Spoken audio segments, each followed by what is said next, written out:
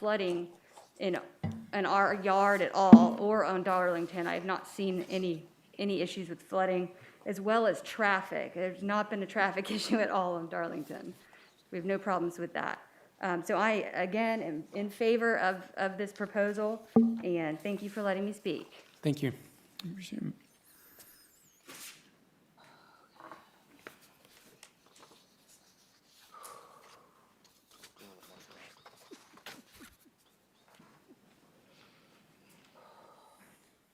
Hello, my name is Randy Wilkes. I live at 915 McCants Drive.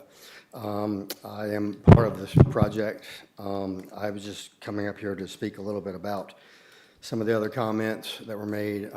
Ms. Sullivan, who lives on Barber Street, has been there for, several years, many years. I've been there for, 56 years. She's been there probably just as long as I have, if not longer.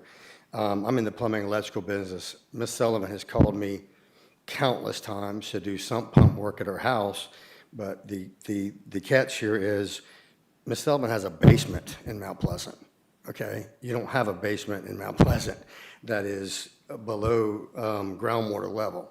This has been a problem for her for, 40 or 50 years. She's called me countless times as a plumber to come over there and help her out with this. The flooding she's had is due to the groundwater level as it rises and falls, not a house built a year ago next to hers. I mean, this house that's built next to hers is about 500 feet away. Anyway, the storm drain that was originally there has been blocked by a lot of debris from number 1 Darlington that puts their debris and stuff in the natural flowway that would go through those catch basins. One is no longer in use, but he definitely has access to one behind that. Anyway, she backs up to that property, but this whole area right here is a low area, but it's not affected by a house 500 feet away, is what I'm trying to get across to you. So the facts weren't completely told when she said she's had flooding since Hugo or the 1,000-year flood. Anyway, that's my comments. Thank you very much for listening to me, and thank you for being here. Yeah, I'm sorry, public hearing, everyone has the same allotted time frame. I'm sorry, ma'am. Anyone else that'd like to speak at this item for any public hearings? Seeing none, we will continue with the agenda and we'll, per our amendment, go to item 7D. 7D.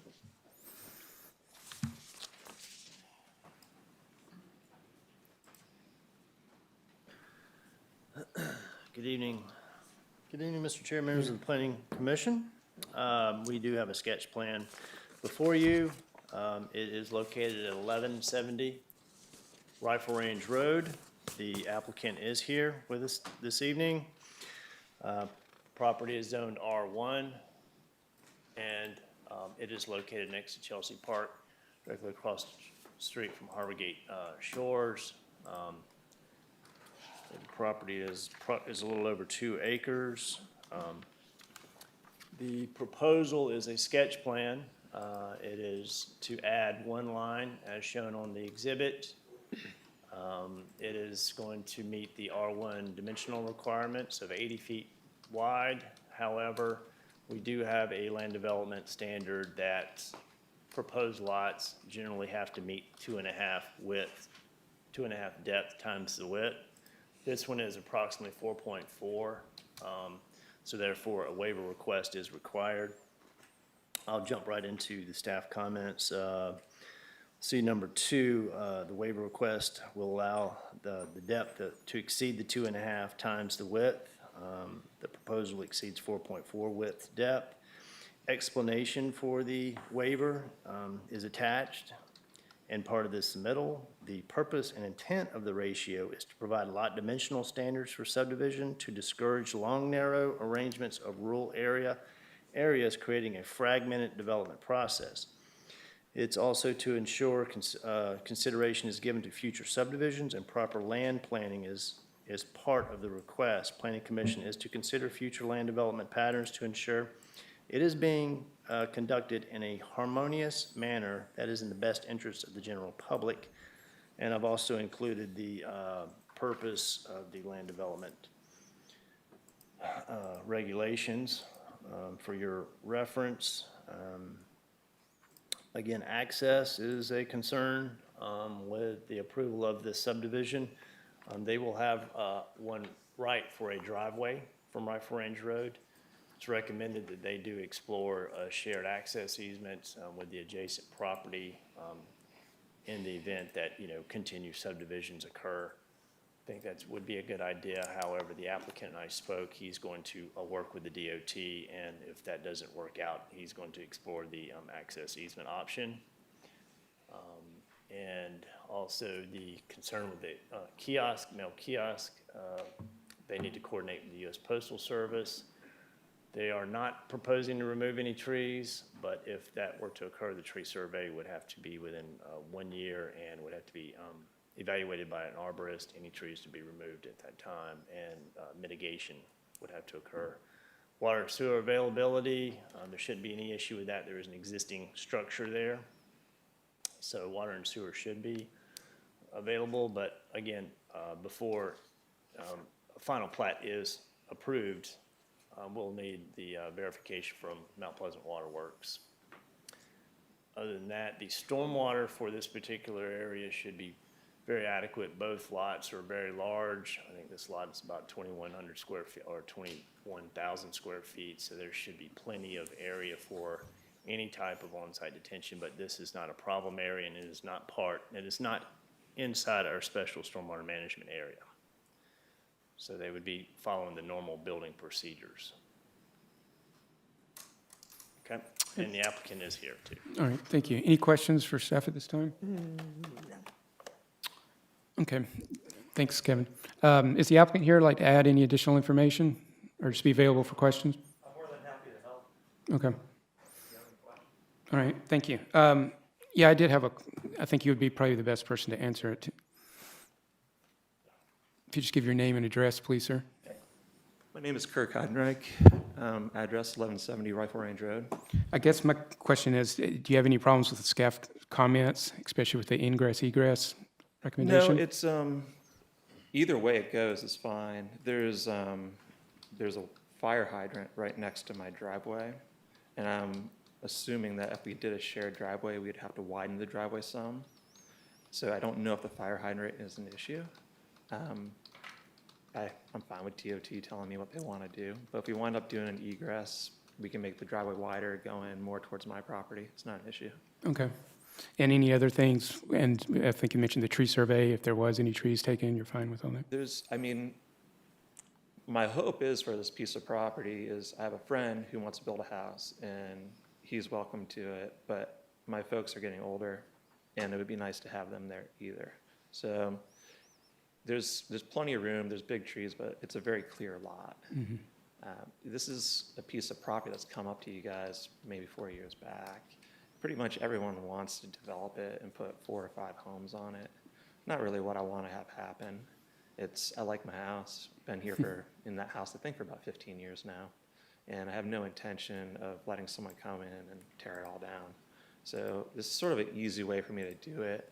I put one lot in, and you really can't do much with the piece of property after that because the trees where my house are, they're huge trees. You can't tear them down.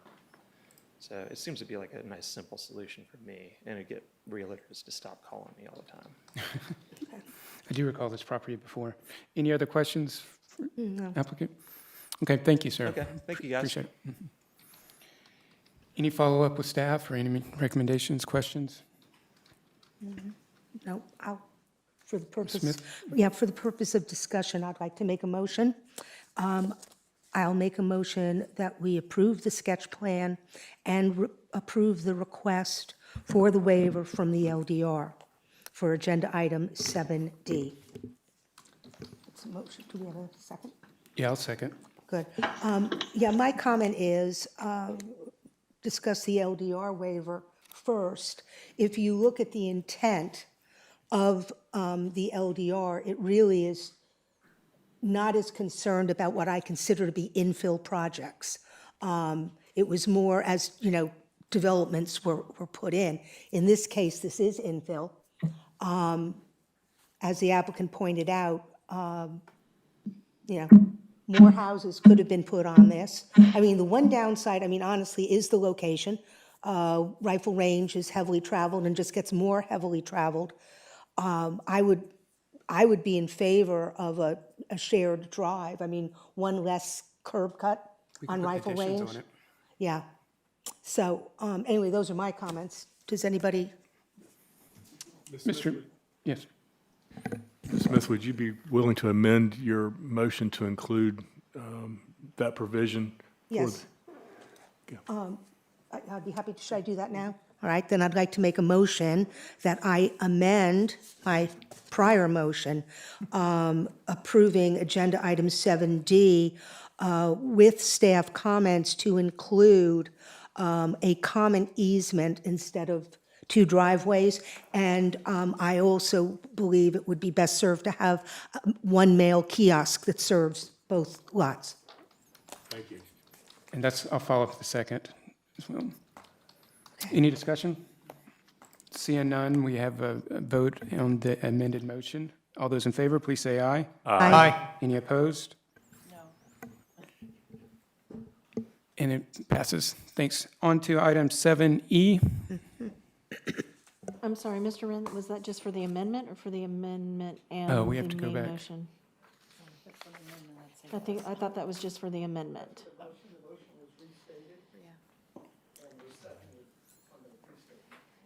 So for both, thank you.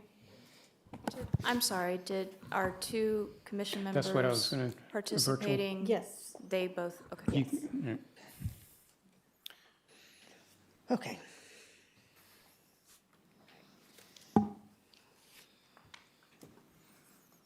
Okay, moving on. Ready? Okay, the next sketch plan on tonight's agenda is the one at 915 McCants. Mr. Mitchell, hold on just a second. Yes, Ms. McCormick? Yeah, I don't have anything to do with this, but I think it's in my best interest to recuse myself. It's my relationship with one of the attorneys. I think what we normally do, I appreciate doing that, is just sit Yeah, you have to go over over there. and They're not part of any sit over discussion or there. notes, things. Take a break. the timeout room.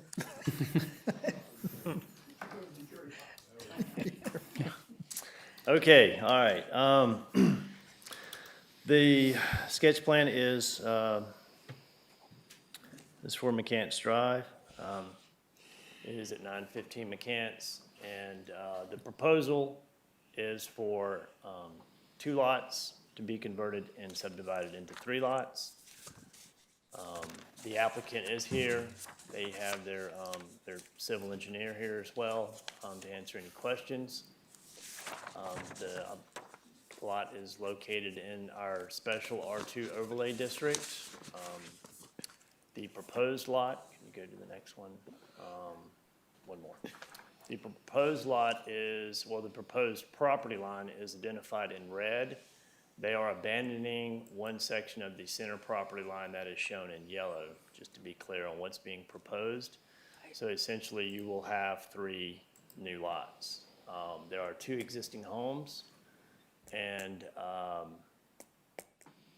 access to this property will be down Darlington Lane, which is shown as an 18-foot right-of-way.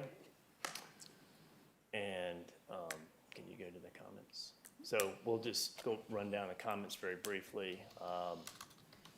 The subdivision was not approved by the Planning Commission at the special June 29th meeting.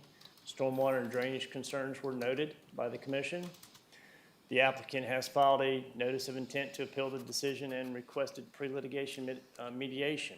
Town corporate counsel, along with town staff, met with the applicant's engineer, and their legal counsel on September 8th in the form of a pre-litigation mediation.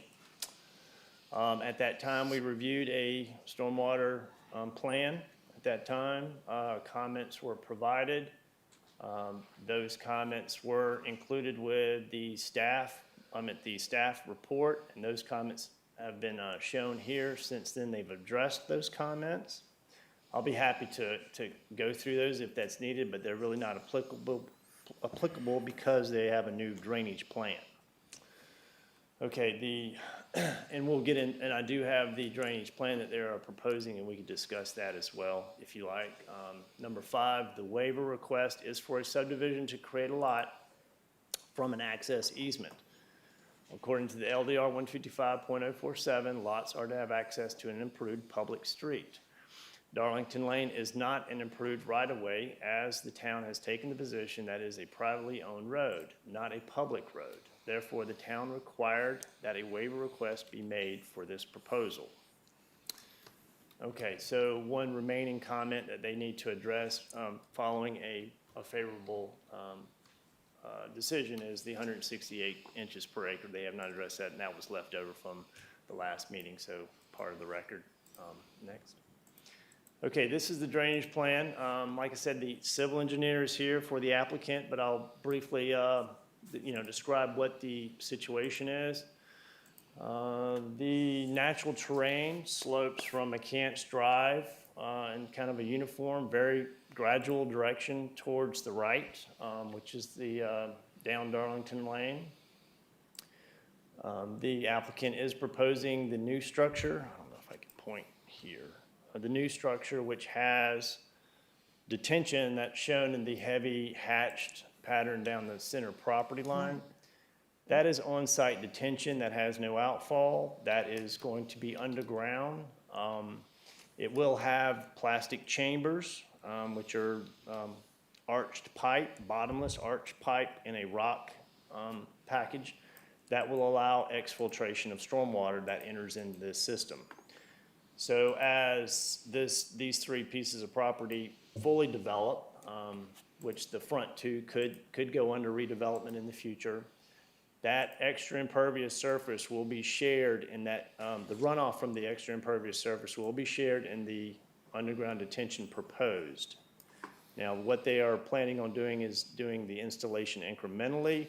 So the new property, the property in the back that has the proposed house is going to build and construct the detention just for that particular house to offset that impervious surface.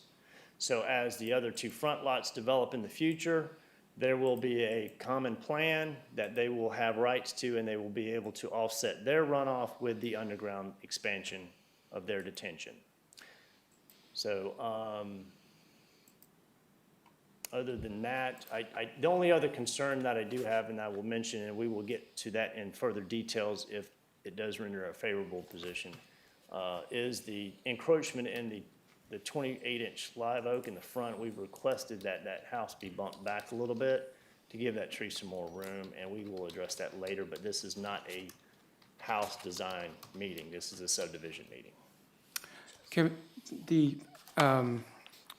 so because it's a special area and where this property is located, it's got to serve its own stormwater detention, unlike the rifle range one we just That's looked at. correct. Now, where does this is a sketch plan, where does the process fall? Is they cannot get permit if they don't come an applicable plan? That's correct. The next step would be to file for a building permit that would include this stormwater plan, and then they would have to install the improvements for the stormwater plan, and once those have been approved and inspected, then they move forward with a building permit. And then we follow up with another inspection prior to the certificate of occupancy to ensure that the system is, hasn't been damaged or is still functional. Right. So there's a procedure in place to handle each incremental step as this moves forward. So this process is fairly new, which is really good that we're doing the stormwater and everything. So this sketch plan, is important to look at, but it's not, there's, like you mentioned, there's two other processes that's going to have to be approved before this plan goes into effect. Yes, And they can move in. It is a staff level process. It will not come back before you for additional approvals. Like I said, it goes under the technical review, which we have now done, and then it goes to the building permit review. And then they're able to move forward with their building permit once the site improvements are in place. Okay, yes, Ms. Smith. My question is, so the drainage plan that I'm looking at on the screen, is this what it would ultimately be? In other words, once all three properties are redeveloped? Yes, that's. So that's if they the plan. start with the development of the back portion, the new third lot, they would not put all of this in? They would only put in the amount sufficient. That's what I've been told. I mean, they're more than happy to go and install the entire system if they like. But and it'll be under a shared drainage easement. All three property will have access to this area and be able to improve and expand this area as they need to. But it's my understanding they're only going to put the detention that's needed for the impervious surface for the back lot at this time. Okay, one other minor point. At the beginning of the staff comments, it said that the Planning Commission rejected the request at the June 29th meeting, and it was actually the June 10th meeting. June 10th, thank you. Appreciate Point it. of order. Thank you. Mr. Bennett? Yeah, thank you. Since we're really being asked to address essentially the access to the property, I wanted to ask either Mr. Mitchell or maybe Ms. Reed, what's sort of best practice with respect to ensuring access given the private road that we have in place here? Is that something that becomes an amendment to deeds, or is there a private agreement among in this case, the three property owners? What's the best way to ensure that that doesn't become problematic at some point in the future? Well, it's before you right now for the subdivision. And I would have to probably ask Ms. David Pagarini maybe elaborate a little bit on that, because it's a little bit above my pay grade, but. Okay.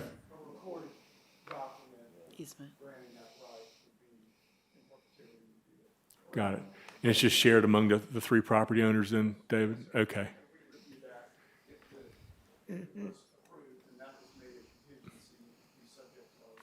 Got it. Okay, thank you. That's exactly what I was looking for. Good question. Any other questions or from the applicant at this time? Do we have to, no, we haven't gotten to the discussion Right. part, okay. All right, thanks, Kevin. It's the applicant here. I'd like to provide any additional information, and we saw this not too long ago, but yeah, if any additional would be great, appreciated. Thank you, Chairman Wren. Ladies and gentlemen, my name is Ellis Leesman. I'm here to speak on behalf of the applicant. And as was noted, this matter was before you on June 10th and is back before you now in the hopes that we could present some additional information, that we could inform the commission as to what efforts have been undertaken since June 10th. Some of them have already been described by Mr. Mitchell, and to ask for your approval through motion of this subdivision request and of our waiver. Again, you've seen an aerial map. These are two oversized lots located on a McCants. The lots themselves are approximately half an acre each. As you can see from this configuration, are larger than the majority of the lots that are in that area already. And again, I think everyone's aware of this. This is mainly to make these two lots into three lots. There's only one additional lot. There'd only be one additional home. And that lot where the third lot would be generated already has a fairly significant storage building on it. So there's a degree of impervious surface that's on that lot already. You've seen a version of a plan. This is slightly different, just showing the revised lot lines for all three of what the new lots would be. Again, as has been mentioned, this property is located, it's R2, but it's in what's called an SR2 overlay district. And that allows for smaller lots than in many other parts of the town.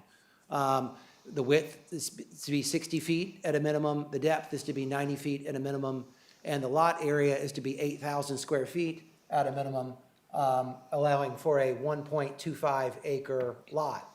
As shown through this chart, each of these lots has a width of 85 feet. Each of them has a depth of minimum 165 feet and has a square footage of greater than 14,000 feet, meaning that each of them are approximately a third of an acre each. So we aren't creating little micro lots through this request. These are good, sizable third of an acre lots, and all of them meet the requirements of the SR2 overlay district.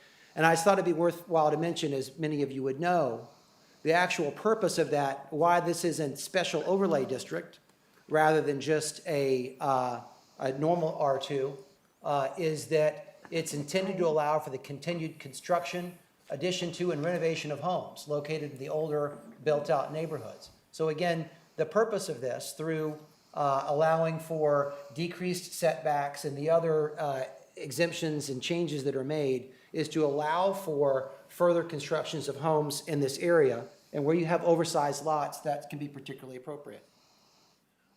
So everyone on the commission may have already been down Darlington Lane at some point. I myself had not been down it until I was asked to assist with this client. So it's a unique animal, right? It may not be a public road, but as you can see, I call them the little Washington monuments. It has one of the typical Old Village or Old Mount Pleasant street signs. And there is a shot of Darlington Lane. I think my camera was slightly at a lean, but you can see that it is a paved road that is in good condition, that has access points up and down it as you continue on toward the end of Darlington Lane. The street actually is listed in the County Atlas of Streets. You can see that it's listed in the index and is referred to as map 88. And if you go to map number 88 in the street atlas, lo and behold, it does list Darlington Lane. So this is recognized in many ways as a road that is within the county's, I wouldn't say inventory per se. It is within the town. It is a recognized street. Michelle, if you could go to the next slide. On a prior plat filed in 1956, it was indicated as an 18-foot roadway. And you can see here that Governor Edwards used to own property in this area, and the lots that we're speaking of now are in this area where Mr. Wilkes in the area of 2A and 2B are shown on that plat. There was a press release from the town in 2017 referring to a project that would connect a sewer main on Darlington Road over to Goblet Avenue. Thank you. At one time, Darlington Lane was in fact listed on a spreadsheet of the town's maintained streets. Now again, as one individual has referenced, it isn't actively maintained by the town, but it's been recognized as a paved street that is listed within this group of inventory. And I bring all these points up, thank you, Michelle, keep going, in that if we were just purely looking at this matter as being, is this a sufficiently sized lot in order to be approved by the Planning Commission? It does meet the minimums of the 60 feet by 90 feet and and also the 8,000 square foot minimum. So in those regards, it exceeds that. Why isn't it a matter what they would call a by right or an as of right? Well, because it adjoins Darlington Lane instead of McCants, for example. So then the idea becomes, okay, if that's not an improved public road, then the waiver from the LDR requirements is needed because any lot needs to adjoin to a improved public road. My purpose for showing you those pictures and that information is to show that the exact character of this road is a bit of a hybrid. You know, yes, it wasn't ever dedicated to the town, but it does have a town sign on it. It is used by municipal services, police, garbage, and it's used by private services, Amazon, UPS, you name it. In terms of the level of use, I've been on the road 3 times now, and I've never seen anybody else other than myself when I've been there to walk this area and familiarize myself with it. Mr. Bennett, you asked, Commissioner Bennett, you asked a question about access and easement rights. And when we met with Chairman Wren and with legal counsel, this issue came up. There's been reference, y'all may have heard this term, to a parent parcel, right? That all these come from a parent parcel. And as a parent parcel gets subdivided, each child of the parent has the same access rights that the parent had. And so that's how each one of these lots, including the gentleman that spoke earlier, his lot would have come from this parent parcel. So his right to access Darlington Lane is the same as every other lot owner's right to access Darlington Lane that was part of this greater parent parcel. And under South Carolina law, it's recognized that you can't create a landlocked parcel. There is an implied right. either by an easement through prescription or an easement by necessity. And I've just added these legal elements here, where if you have unity of title, meaning a parent parcel, a larger parcel, that is later divided into smaller pieces so that there's a severance of the title. And is there a necessity? Well, that's the one way to access Darlington, and then to get to McCants is to have the right to access Darlington Lane, that's recognized under South Carolina law. That's all you'd need to have. It's part of the parent parcel. It qualifies as an easement by necessity.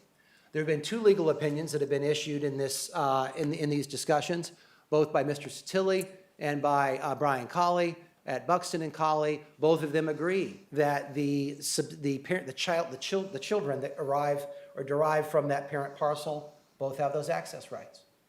Mr. Prauza had done some additional analysis of this and some prior correspondence indicating that Darlington Avenue appears to have been created to provide access to the lots of the parent parcel. Again, so all seem to be in agreement on that. Thank you.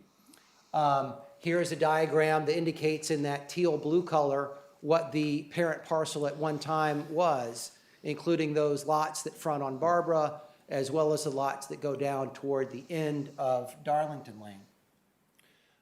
So we get to the waiver request, and I give you all that information just to explain that whether or not Darlington Lane is a public improved road, I think could be a subtle question. It is improved, it's paved. It is public in the sense that it's used by the public, but it isn't dedicated to the town. So it does fall short of the character of where McCants would be. So then we go through the four requests, or the four elements of the waiver request, again recognizing that this is a sufficiently sized lot that does have established access to a paved road, but based on the fact that it isn't dedicated to the town, that would a waiver request be needed. And essentially this waiver is to allow for one additional home to be placed on Darlington Lane, a road that has no traffic issue and is everyone wishes their street was as quiet as Darlington Lane. So, sorry, thank you, Michelle, for holding me right there.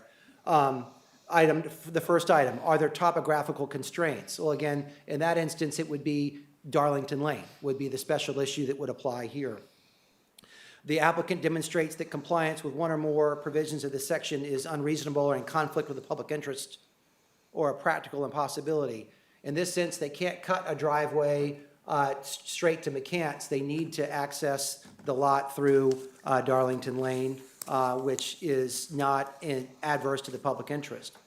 The modification would not adversely affect the reasonable development of adjacent property. I think that that's been shown and has been echoed by neighbors in the area. The other lots are already developed. This is basically taking a portion of two oversized lots and allowing for some value to be earned by that owner. And then in 4, in all cases, the public welfare and interest of the town shall be protected. And this might be where the agenda or in the discussion came up in the June meeting relating to drainage. And we got before ourselves. Excuse me. Yes, ma'am. You've run over your allowed time, really. I'm hoping that you're going to Certainly. move. Thank you. I'm sorry, Commissioner Smith. And I will again respectfully ask that the Planning Commission please approve. And Michelle, if you could show this, that one picture. Commissioner Smith, with this quick indulgence. This is the access point to that lot where you see that metal fence and that established driveway.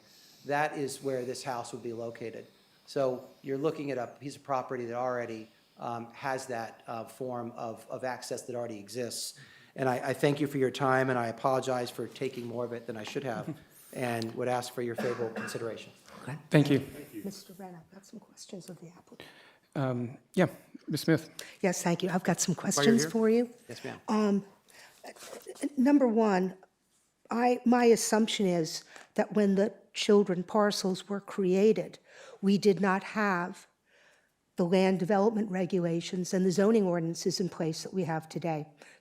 So that is the first thing I would say. The second thing is that you're right, you cannot create a landlocked parcel.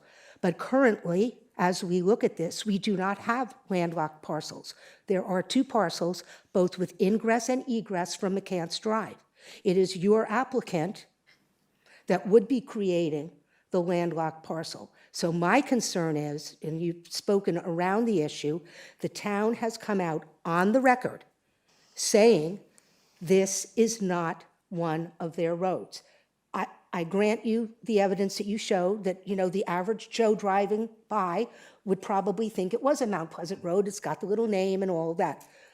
But the town's on the record saying that it is not.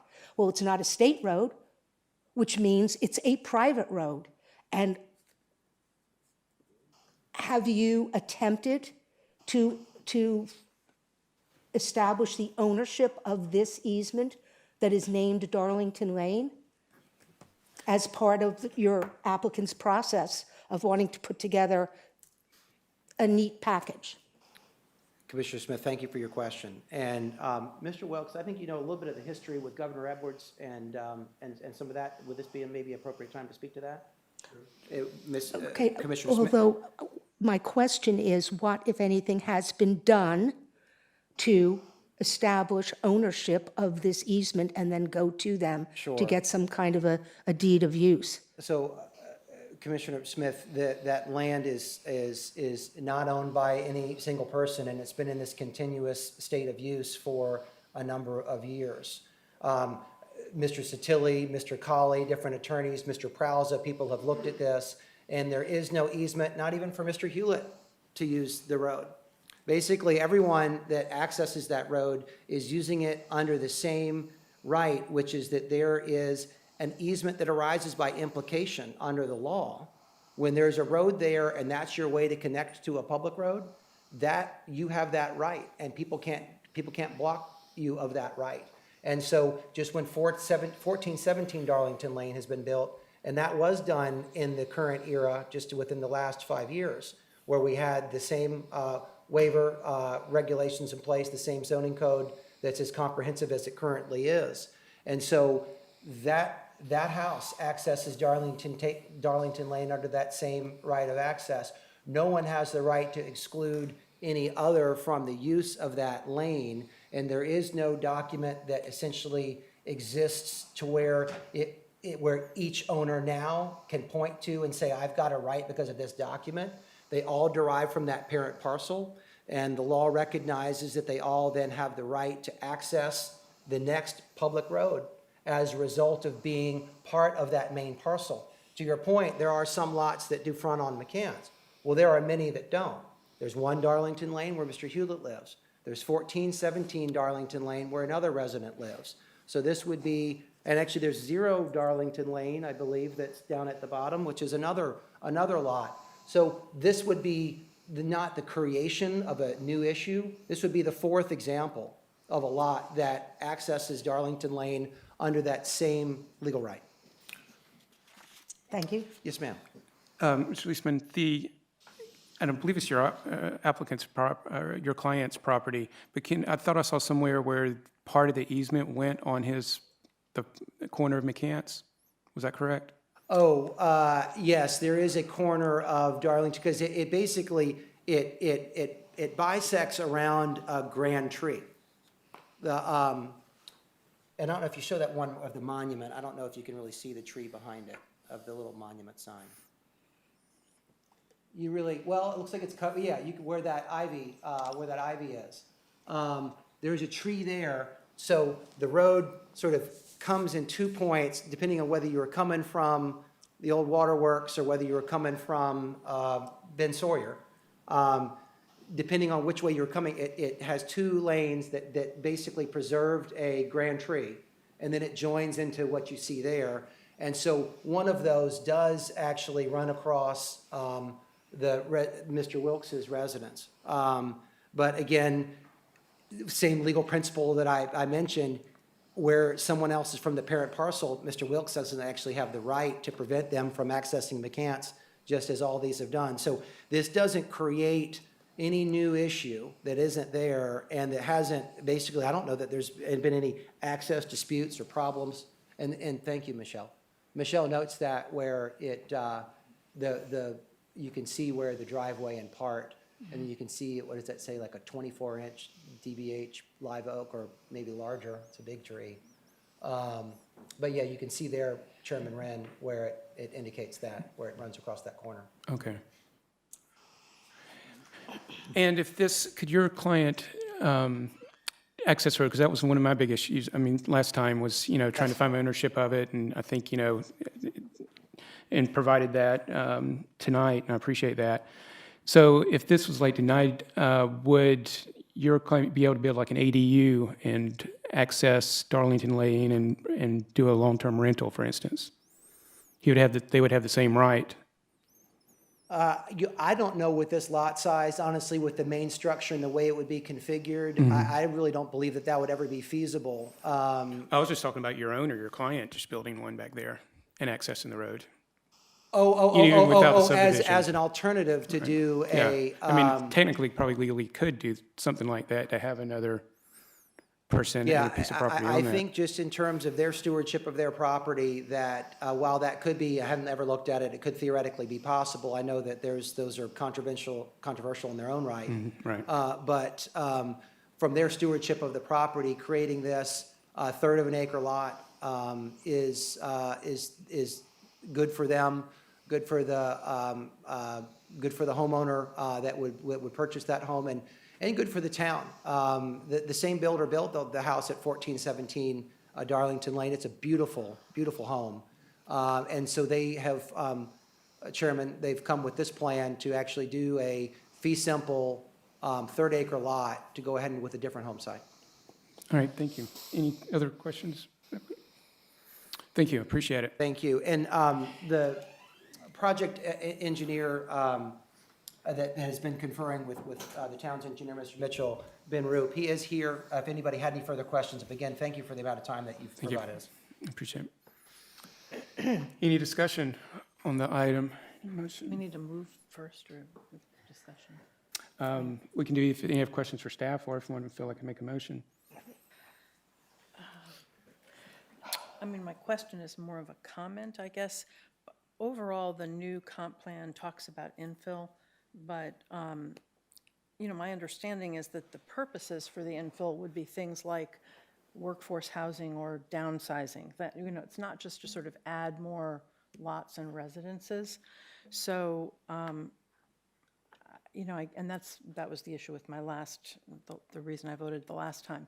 It just is a little difficult to, I understand people want to, get maximum value out of their lots, but adding more houses in an area that already is congested is a difficult thing, especially when you consider the access and as well as the drainage, I I guess. think I'll make a motion. I think it's the better way to do things. Yeah. I think All we right, need go ahead, Ms. Smith. All right, for purposes of discussion, I'll make a motion on this, and I am going to make a motion that we deny the request for the waiver on the LDR for item 7E.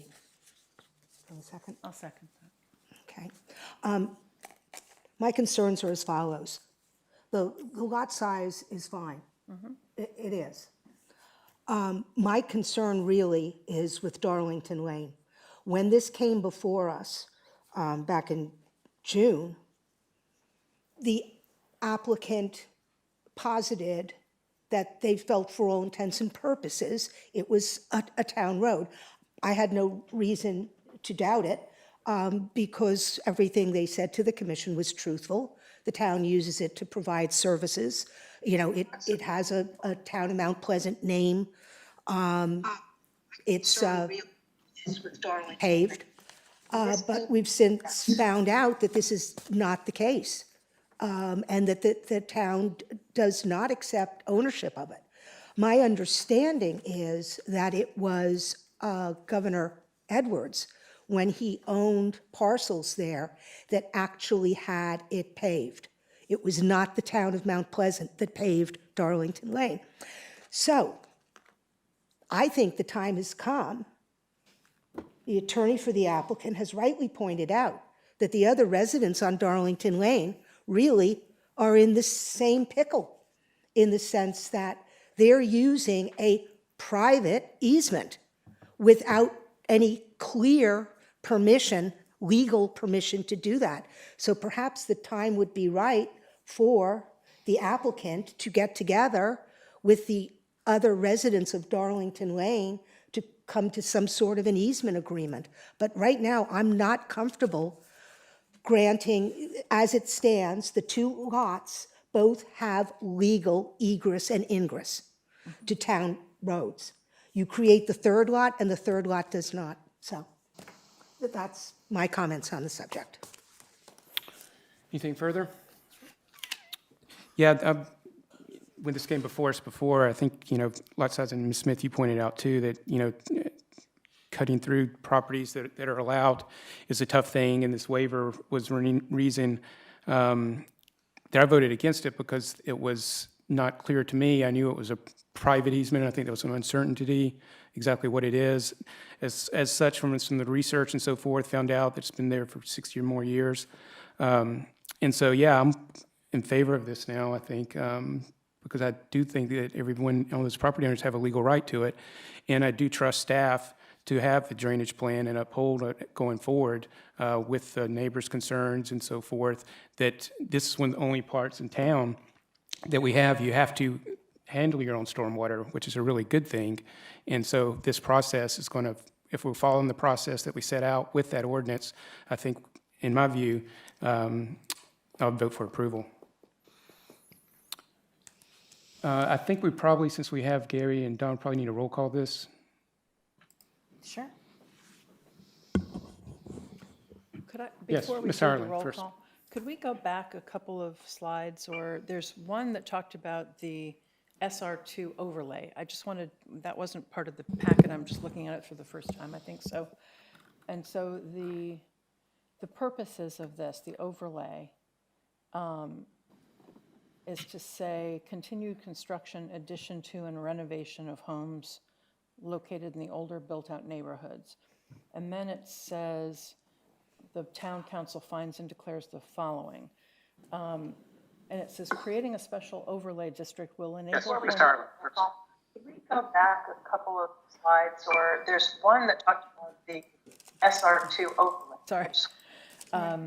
Okay, so it says, creating a special overlay district will enable homeowners to add porches as well as increase living space to homes that are currently at or over the 25-foot front yard setback.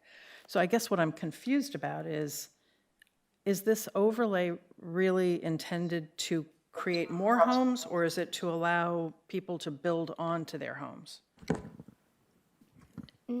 Because it says the homes located in this area are considerably smaller than new homes being built on R2.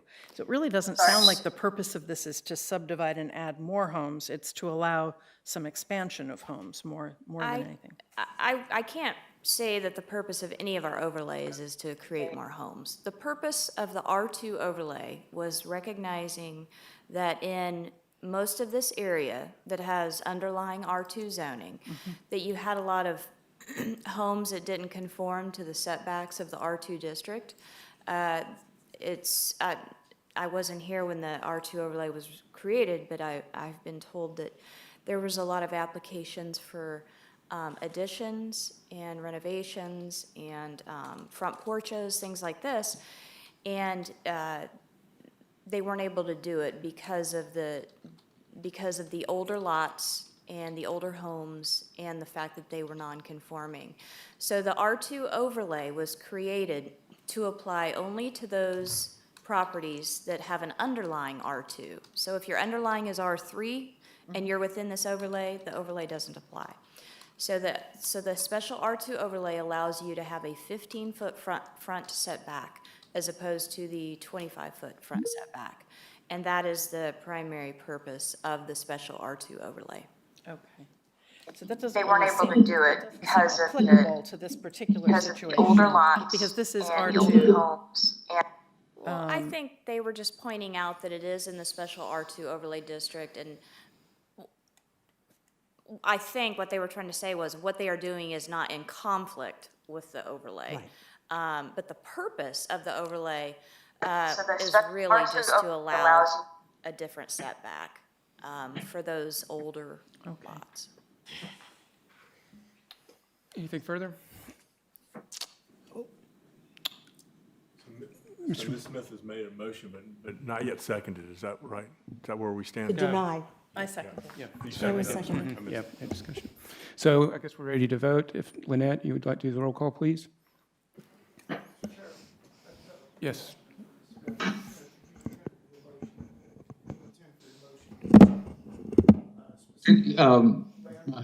Is my hand here? Yes. No, I mean, the sketch plan, I don't take issue with. Yes, it is specific to the waiver. So do we need another motion for Could be the two sketch plan, motions David? then, two Do we need votes. two motions?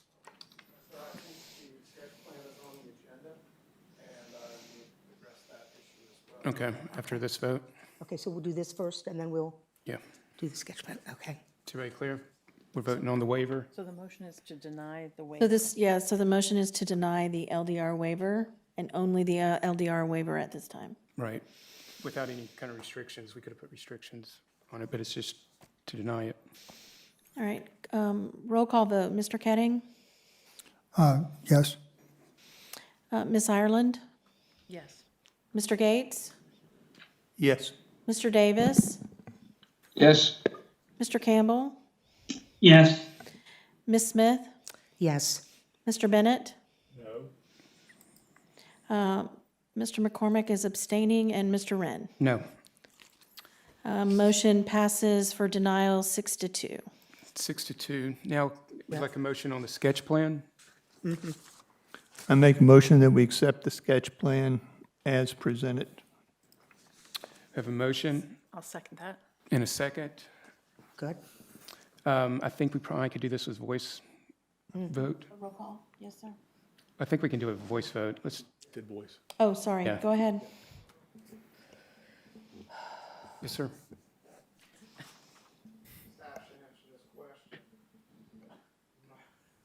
My understanding and analysis of this is that without the waiver, the sketch plan cannot be approved.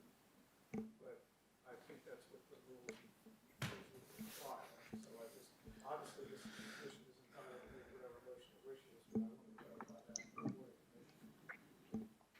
Mr. Gates? I withdraw my motion. Withdraw your second. Ms. Ireland, do you withdraw your second? Thank you. Mr. Davis, I think, has a question. Mr. Davis? I was just going to ask him to speak a little louder, or the last person that was speaking, if he could just get a little closer to the microphone. But I think I'm following it pretty closely because I'm following the whole thing on YouTube also, so I really don't have a question. Thank you. Thanks. Okay, so we're done with that matter, and we need to start with Go our back to A, agenda item A. agenda item A. All right. Was there a vote to deny the sketch plan? There was no vote on the sketch plan. There's no vote on the Do we need to deny it if we can't accept it? I can't do the, So are we voting on a sketch plan right now? Is that the idea? Question. No, no. We are not. we just. So is there a motion on the table for the sketch plan? No. it was- There's not yet. I was mean, you're with- more than welcome to It make was any motion. withdrawn. Mr. Davis? Yes. The motion for the approval that was made by Mr. Gates and seconded by Ms. Ireland was withdrawn. Oh, okay, okay. All right, so are we good with the sketch plan, Do we need to David? do something affirmative? I mean, we're good, everybody's clear? Okay, Okay. All right, Michelle. Okay. 7A.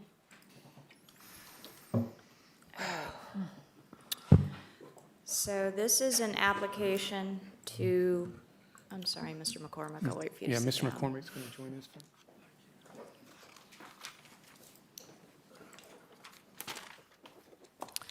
This is an application to rezone 8 parcels in their entirety from AB Area-Wide Business District to AB2. It's about 14.59 acres according to the Charleston County tax records. It is located off Highway 17, as you can see. Across the street is the Lowe's at Oakland and the mini golf recreational facility. And then it's adjacent to the church at Life Park. The comprehensive plan does call for commercial land uses. And the commercial land use for this area, it's an inclusive economic or business land use designation, typically calls for retail, service, and office uses. So you'll recall this came in December 2019, where it annexed and zoned AB. That request was consistent with the comp plan. This request is also consistent with the comp plan, but you also want to look at surrounding land uses to get context when you are looking for an appropriate zoning district. So the surrounding properties are zoned according to the zoning map. You can see the orange is AB. Behind it and adjacent to it is the church, that's public institutional. Across 17 is the Oakland planned development, and there are a multitude of uses allowed in there, mostly AB type uses. There's the home improvement store across the street, and then there's a fairly active recreational facility. As I mentioned, this came in 2019. All 8 parcels were zoned AB, and they were planned for the 42 courts. It was the Mount Pleasant racket facility. There was also talk about the remaining land perhaps being restaurants, hotel, some sort of supporting use for the racket facility.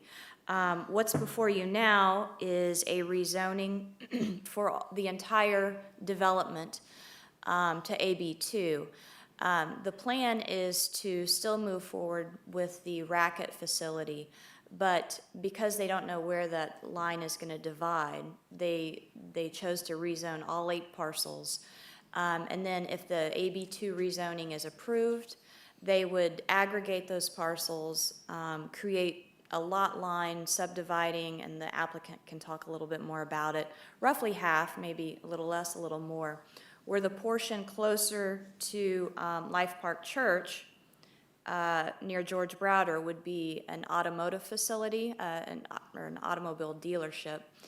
And then the portion to the south going down Highway 17 would continue to develop as the Mount Pleasant racket facility. Because it is a rezoning, you can't put conditions on it. I did want to point out that if it's rezoned to AB2, what would be allowed that wouldn't necessarily be allowed under the current AB zoning. Most of those uses, well, not most, many of them do require further consideration through a special exception or conditional use, which is staff level. But permitted would be warehousing, a motor vehicle repair, that would also be a special exception. Gas station would be conditional instead of a special exception. You have self-storage facility, and those sorts of things. So I wanted to make you aware of that. Further development considerations, just some things to put on the record that won't necessarily need to be considered at this point, since this is just the rezoning, but some things to think about as we move forward. Per zoning code section 156054, that's our impact assessment ordinance, the overall project is considered a whole plan with proposed uses known irrespective of phasing and ownership. Therefore, an impact assessment will likely be required. As a matter of information, the maximum height in this area of Highway 17 is 35 feet, 40 in a flood zone. Stormwater master planning for the area is underway by our town transportation department to manage future runoff. So early coordination with the town engineer and the transportation department is recommended to ensure compliance with that drainage plan. A master plan is required, which would incorporate land uses and connections to All-American Boulevard. Those would be required to ensure access management was considered and that safe and consolidated driveways were provided.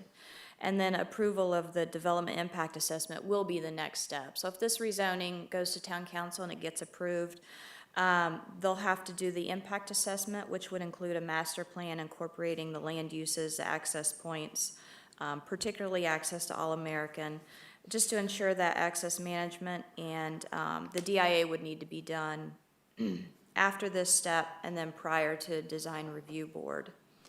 And I put in just, you can kind of see the layout of 17. Our pointer's not working, but you can see from George Browder, the access of All-American Boulevard, and then it's not working, I don't think. And then you can see, this is the latest plan for All-American Boulevard. So you can see where, during the development impact assessment, we would look at those access points to review access management. And that is all I have for staff, unless you have any questions, and I know the applicant is here and Okay, is Mr. available. Gates? Yeah, you keep referring to All-American Boulevard, Yes, and for the life of me, I can't find it on any of the maps that you've, it's right here. It's the frontage. So a portion is here, and then it's down here, All-American Boulevard, and So there's a it becomes plan. the frontage road. I'm sorry? It's called the frontage road on the, Oh, yeah, probably. okay. Yeah, but it'll come through here. And a second question. On this map you have up right now, you show Joe Bryant, and there is a curb cut Yes. into 17 there. Is part of their intent to add additional curb cuts, or are you going to require it? I do not know. Access management would those points would have to be approved by DOT, and it would be reviewed by our transportation department as well. I don't know how many access points they intend to have off Highway 17, but that would be reviewed at a later date. Is All-American Boulevard, is that funded, and do we have a date? That's, I don't know that we have a date. I'm not aware of any, do you? I know it is funded, and it is going through the development process right now, so there's money for that. Michelle? Ms. Arlen? Yes, ma'am. I have a question. There are various parcels, but then there are there's numbers 11, 1 through 11. What are the numbers 1 through 11 on the map that shows the frontage road? There? There's little circled numbers 1 through 11. This has nothing to do with their submittal. It's the conceptual plan for the road? Yes. Okay, Yes. so that doesn't correspond with. It does the- not with the correspond with parcels. these parcels, that's correct. Okay. And one last question. If the zoning is changed, then on the entire 14-plus acres, then even though their intent is to still do the racket club and to have an auto dealership, it could be any one of these and they could change their mind, in other words. Yeah, unfortunately, you can't condition a rezoning. Right. Only Or a they could PD. sell the property and that Sure. new owner could. Yeah. Because there's quite a large array of possible uses here. Is the applicant here? I'd like to provide information. Would you like to be available or have any information?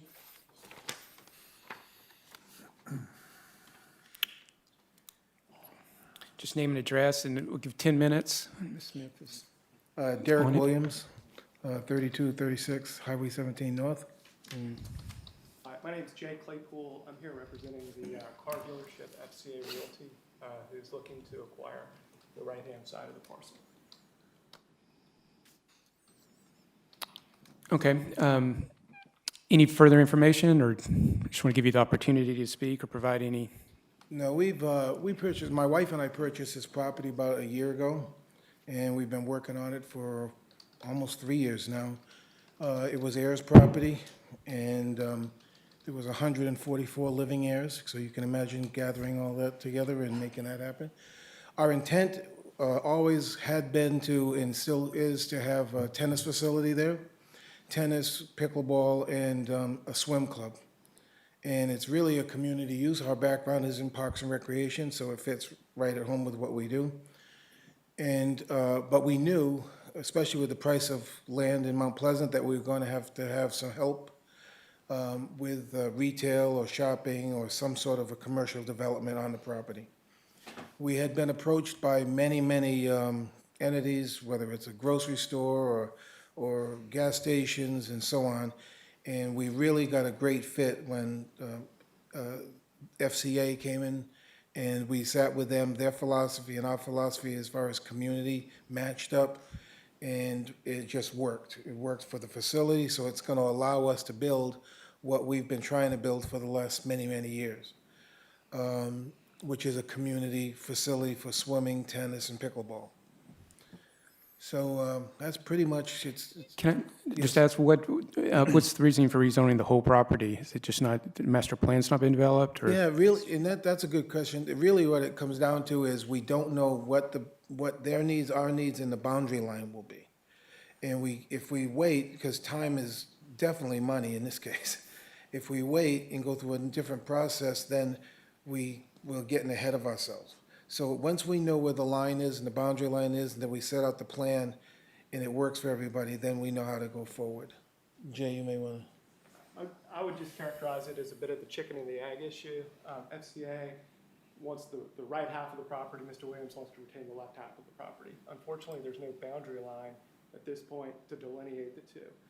Mr. Gates asked about the curb cuts, and there's all sorts of planning exercises that need to go into determining where to establish that boundary. Until we can establish the boundary, we can't subdivide the parcels and limit the rezoning request to solely the SCA parcel, leaving Mr. Williams' parcel alone. In addition, I mean, all of the effort and time and expense that goes into the impact assessment and all the work, the planning exercise, a purchaser wouldn't be, willing to go to that length if they don't even know that the use is, the zoning supports the use they want to make. So I recognize we're asking for more than we need, but it's because we don't have any other viable alternative, is the simple way to put it. Yeah, because look at these parcels. Right, there's no. Right. If I may, Yeah, go touch ahead. on 2 points. One, thank you, Ms. Reed, for talking about sort of how the request fits in with the comp plan. As you all know, we're under the current comp plan, which is set to hopefully next month be continued. Ms. Reed focused on how it's consistent, this proposed use is consistent with the current comp plan in terms of locating workplace near residential development and transportation, encouraging appropriate development, increase the property tax base, focusing growth on areas with transportation infrastructure. All those are the current factors. I did look at the proposed comp plan for the next 10 years, thinking that would be relevant. That land use category is considered, it's called community scale commercial, which looks for moderate concentrations of small to medium scale commercial uses designed to serve a broader community, which is what I think a car dealership would do, would attract users from all throughout Mount Pleasant and otherwise. And in particular, the new pending draft comp plan specifically provides that AB2 zoning is an applicable zoning district for community scale commercial. In other words, it specifically calls out AB2. As to how we stack up with the neighbors, or how the neighbors in the land uses interrelate with AB2, there's 3 car dealerships that I think are relevant to look at in Mount Pleasant.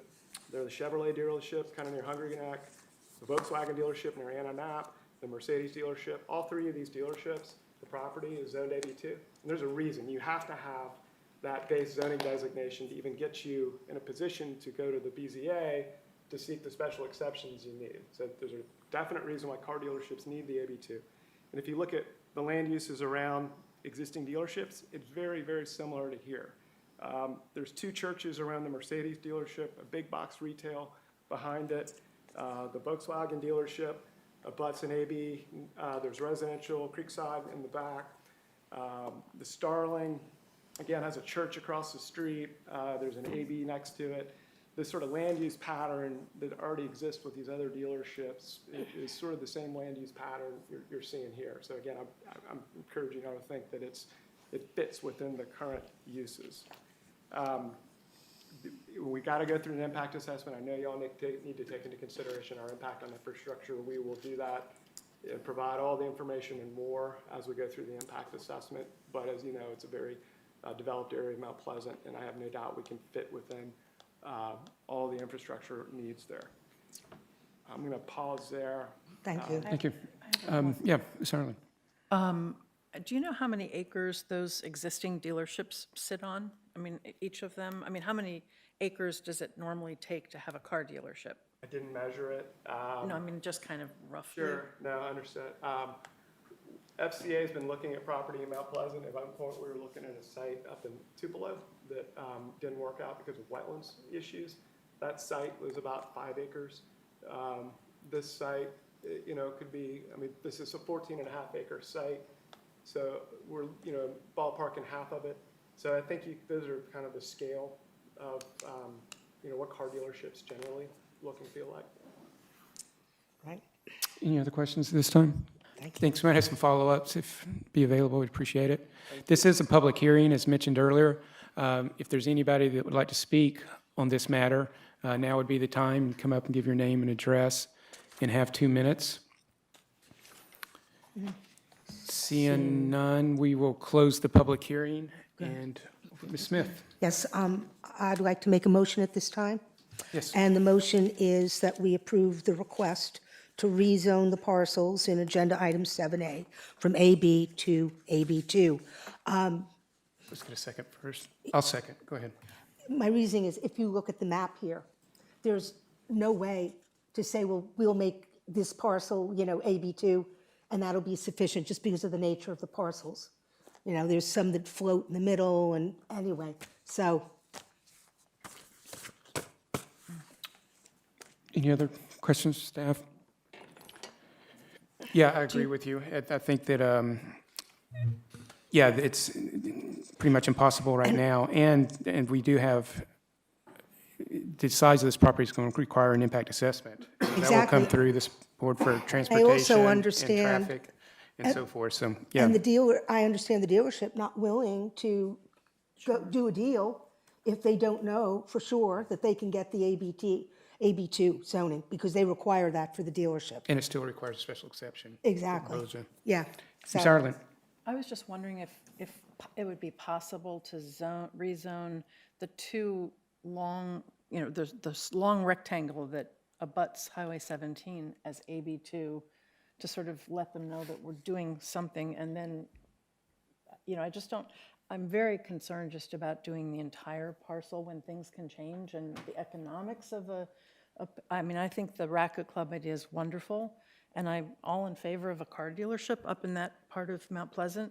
I just worry that it leaves us open to possible changes down the line. This has been 3 years where, this property's been intended to be a Racket Club, but, didn't get there yet. So I'm just wondering if there's any way that we can possibly just rezone a portion of it in Do you one want of the to, existing. you put that in the form of a question? Well, I guess my question is, how many acres is that portion? I guess there are two parcels, one that looks a little like a square and the other's a rectangle that abuts 17.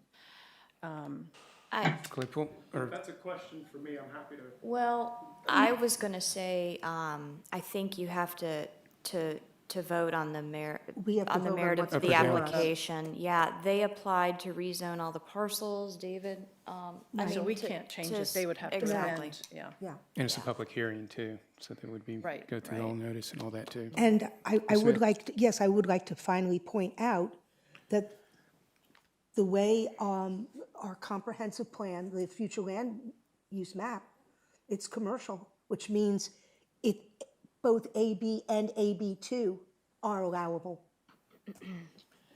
So, yeah. That is true, although we are going to probably be doing revamping the zoning code, so there may be some changes to that as I well. hope so. Me too.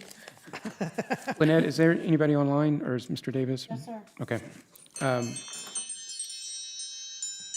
So we do have a motion on the floor. Seeing no further discussion, I'll call for a vote. All those in favor, please say aye.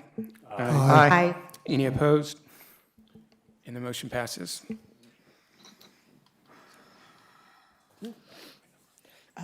Next is 7B. Amend the Gregory Ferry. Yes, Plan Gregory development. Ferry. Okay, this is a request to amend the Gregory Ferry PD by clarifying that the additional multifamily units to be utilized for workforce housing may be comprised of something other than one 3-story building. So I'm not going to go into a whole lot. You'll recall we saw this in July of this year. Yep. So you have the history in your staff report. This came before you most recently. I'm sorry, it wasn't in July. It was a little bit earlier than that, in February. And at that time, they reduced the commercial square footage and increased the density by 0.18 units per acre. And the plan was to do 42 workforce housing units. They amended the PD, so we had the PD ordinance, which is a document with text, and we had the zoning map. And we reviewed the document, town council adopted it. They moved forward, went to DRB.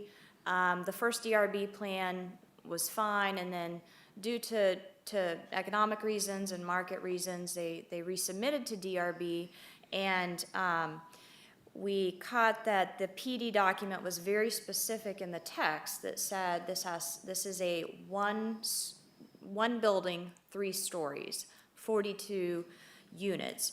And it really should have been different language to allow some flexibility in there. And when they came back to DRB, they had a building that was actually 3 buildings, and it looked like this, which I think DRB would prefer and would rather have the units look like this and the property develop like this. But because the language was so specific in the PD document, we felt like there was no way around it. We tried, and we just felt like we needed to amend the PD. So you did get a copy of that red line document. It really just clarifies that these are multifamily units. They are for sale. I think, and I'll let the applicant speak, but I think they also removed specific mention of prices because it will be required to meet HUD guidelines. But I think putting specific prices in there and ranges could lead to further problems because those HUD guidelines change. So if we reference the HUD guidelines, then it's going to meet the fair market value and all of those sorts of things, then we're covered. So that's what's before you tonight, to amend that language to make it a little less specific so they can move forward at DRB and get their plan approved. And that's all I have, and I'll let Mr. Berry speak. Yes. You want to come up now or be available for any questions, Mr. Berry? Tony Berry, 1240 Winnowing Way, Mount Pleasant. When we were approved, the world was a little bit different than it is today. Post-COVID, we've still are very committed to bringing workforce housing to Mount Pleasant, but are needing, instead of building 1 3-story, 42-unit building, we have figured out that we actually can do 36 townhomes and do 6 buildings of 6 units each, which actually is going to allow us to break up the project into 3 phases of 12. So from, dealing with the capital markets and financing, as well as this particular buyer has probably seen a lot of challenges based on COVID, allowing us the ability to break this up into steps and to phases and kind of tackle it 12 units at the time. We're confident that that will allow us, even in light of COVID, to be able to still be successful. Good. Good, thank you. Any questions? Yeah, one question. yeah, just Mr. out of McCormick. curiosity. What's a blast wall? So the apartments across the street were originally financed with a HUD 221D4 loan, and across from that blast wall is a 40,000 gallon above ground propane tank. And to meet the HUD guidelines, we had to build a blast wall in case that tank ever exploded. Good idea. We had neither. I'm sure the neighbors Yeah. really favor that. I'm sure DRB didn't like that, did they? Neither did we. All right, thank you. This is a public hearing. If anybody would like to be heard on this, now would be the time. Seeing no one, we will close the public hearing. Ms. Smith? Yes, I'd like to make a motion that we approve the request to amend the Gregory Ferry Landing Plan Development. Second. We have a motion and a second. Seeing no discussion, we'll call for a vote. All those in favor, please say aye. Aye. Aye. Any opposed? Aye. And the motion passes. Thank you. Yep.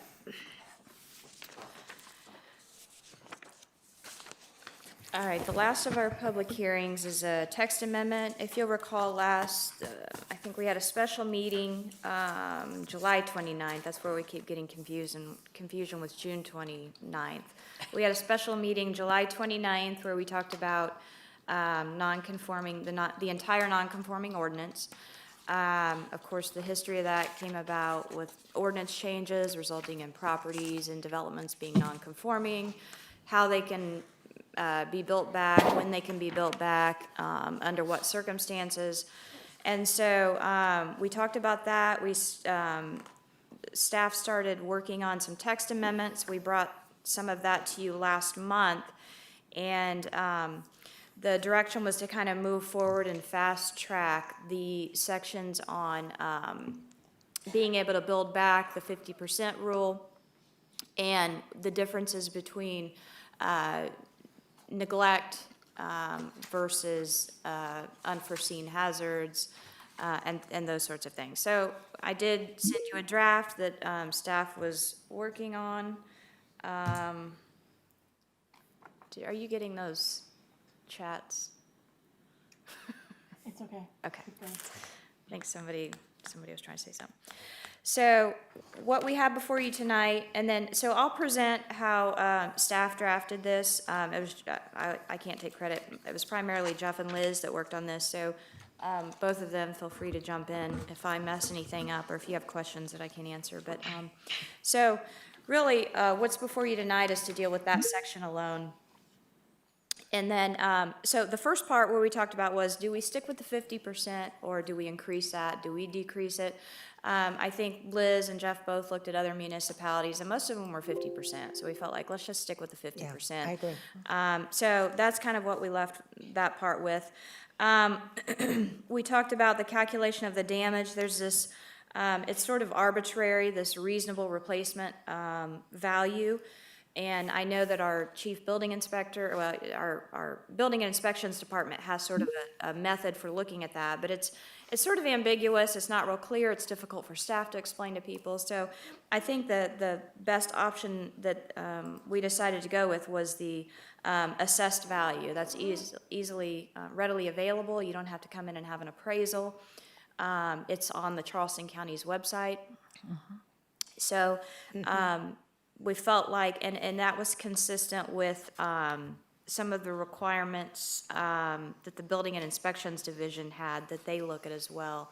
And I think it was the flood, their flood, when they deal with this, when it deals with a flood issue and the flood elevation, they look at the, if you don't have an appraisal, they fall back on the assessed value. And so it was consistent with how our Building and Inspection Divisions looked at that. So it would be based on the assessed value. And then we also talked about specific treatment by types. And I know that we discussed trying to be careful and the legal ramifications of treating uses differently. I think we've got something good here that would be defensible, and obviously we'll continue to have legal vetted. But so we talked about a single-family dwelling. Basically, what the proposed ordinance says is if you have a single-family dwelling and there's any sort of damage due to a hurricane, flood, fire, whatever, you can rebuild it back to the same footprint with no problem. So whether it's non-conforming with regards to height, setbacks, so that would take into consideration pretty much all of Sullivan's Point along Key Colony. They would be able to go back to their height, their setbacks, all of those things. The floodplain regulations, if those are different, if you have to elevate your house due to new floodplain regulations, that's not considered an added height. We would figure that in. Right. If it's a duplex or multifamily dwelling, you are able to build it back, and we would look at the density. So if it exceeds density, so for instance, in the Boulevard now, the Boulevard Overlay District, we have a lot of multifamily that exceeds the density. If it was destroyed due to any sort of natural disaster, it would be able to build back to that same density. We wouldn't deny it based on density alone. Right. So then we talk about the non-residential use, so any commercial type use. If it's destroyed due to a natural disaster or anything to that effect, they would be able to build it back, the same footprint, using the existing uses, floor area, and all of that. However, what we would require them to do that we wouldn't necessarily apply in the case of a residential use is we would have to look at our current regulations with regards to design, stormwater, buffers, and parking. So those sorts of things would have to be met according to our current code. But they could build back to the same footprint, the same height, those sorts of things. Last, a time limit for reconstruction. We felt like the 12 months was reasonable. Oftentimes, well, not oftentimes, because I don't think it happens often, but I'm told that when for instance, there's a situation like Hugo, they sort of fast track things anyway. And so there's not going to be somebody waiting for a building permit for 12 months. So 12 months is reasonable for them to go in and apply for a building permit. And then CO would need to be done within 24 months of building permit issuance. And I think that's all we have for this. We feel like it addresses the concerns that council had when a lot of this came up, when we started talking about Sullivan's Point. Of course, the quicker fix was to reinstate the overlay to make them conforming. This is sort of a fix for not just Sullivan's Point, but all those other properties, whether commercial or residential, in overlays and even outside of overlays that may be non-conforming in some aspect or another. So, yes, ma'am. So I think you all did a very good job.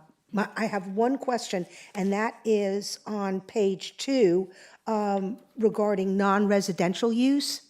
One of the things that came to mind for me was the commercial structures in the old village, because it strikes me that many of them would be unable to meet the current, parking, buffers, all that kind of stuff. Old Village Overlay District.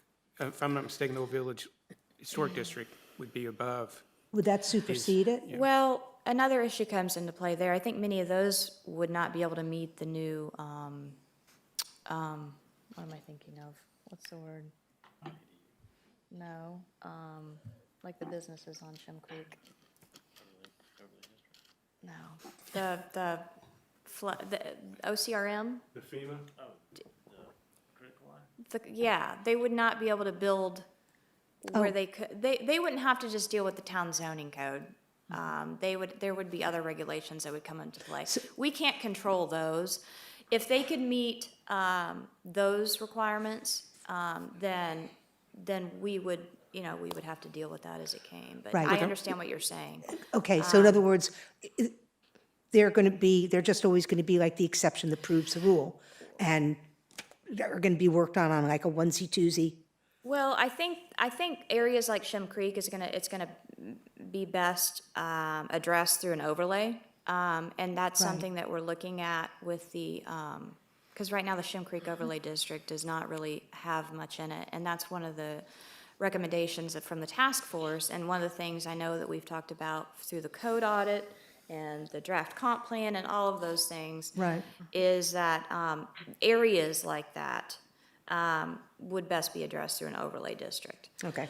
And to follow up on that too, because I remember asking when Kent was on our thing last month, I thought that he said that as far as hierarchy goes, because we asked about the Old Village Inn, this Old Village Historic District that has their own, plan, then it follows down from there. Right. So that is the case, or that is? Yes, I believe so. Okay. Yeah. Overlay would govern. So I guess. So what we're doing, I guess what I'm saying is if we do non-conforming for that, that would take precedence in certain areas for like setback, anything like that, the Old Village would take precedence, to simplify it. Yes. Right. Yes. And if there was amendments made to the Shem Creek overlay, basically a new overlay would be- created that addressed it, that would be in the hierarchy. What about PDs and development agreements? Plan They probably wouldn't developments, they probably wouldn't have that much non-conforming, would they?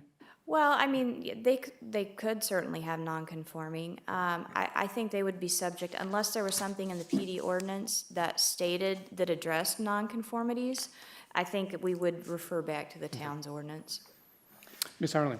So you work on just procedurally, should I move to amend what's being proposed with these additional items in it? Or do I? You would have to, I think we would have to make a motion for approval, and then any amendment would have to be Okay. on top of that, but I'll acquiesce to Mr. Pegler. Okay. Okay, so I'll move that we. Wait, let's see if anybody wants discussion first. Mr. Gates?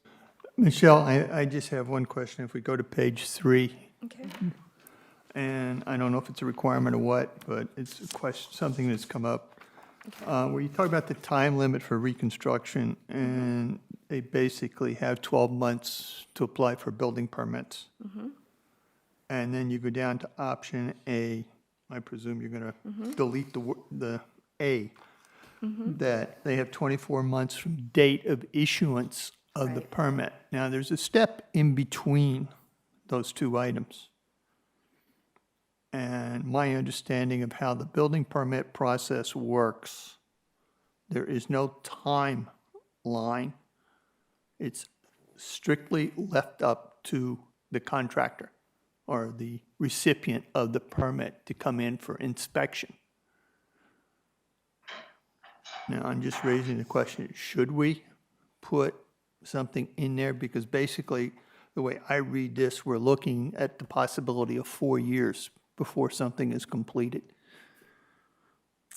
I'm just raising the issue because I know the inspection, and I think if you go through the inspection or the permit logs, you're going to find that there is a significant number of them that have a mysterious expiration date on them, and then they just, at some point, drop off. They're never inspected. I'm gonna refer to Jeff on that.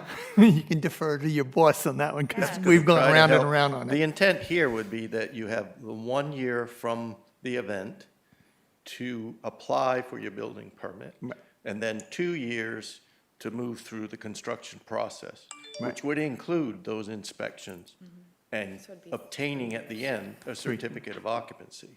So somebody has to, they would have to take care of calling in inspections, whatever. If they, under this, if they didn't meet that, they would lose that nonconformity provision or status and would then have to meet all of our code requirements. So it turns up the heat.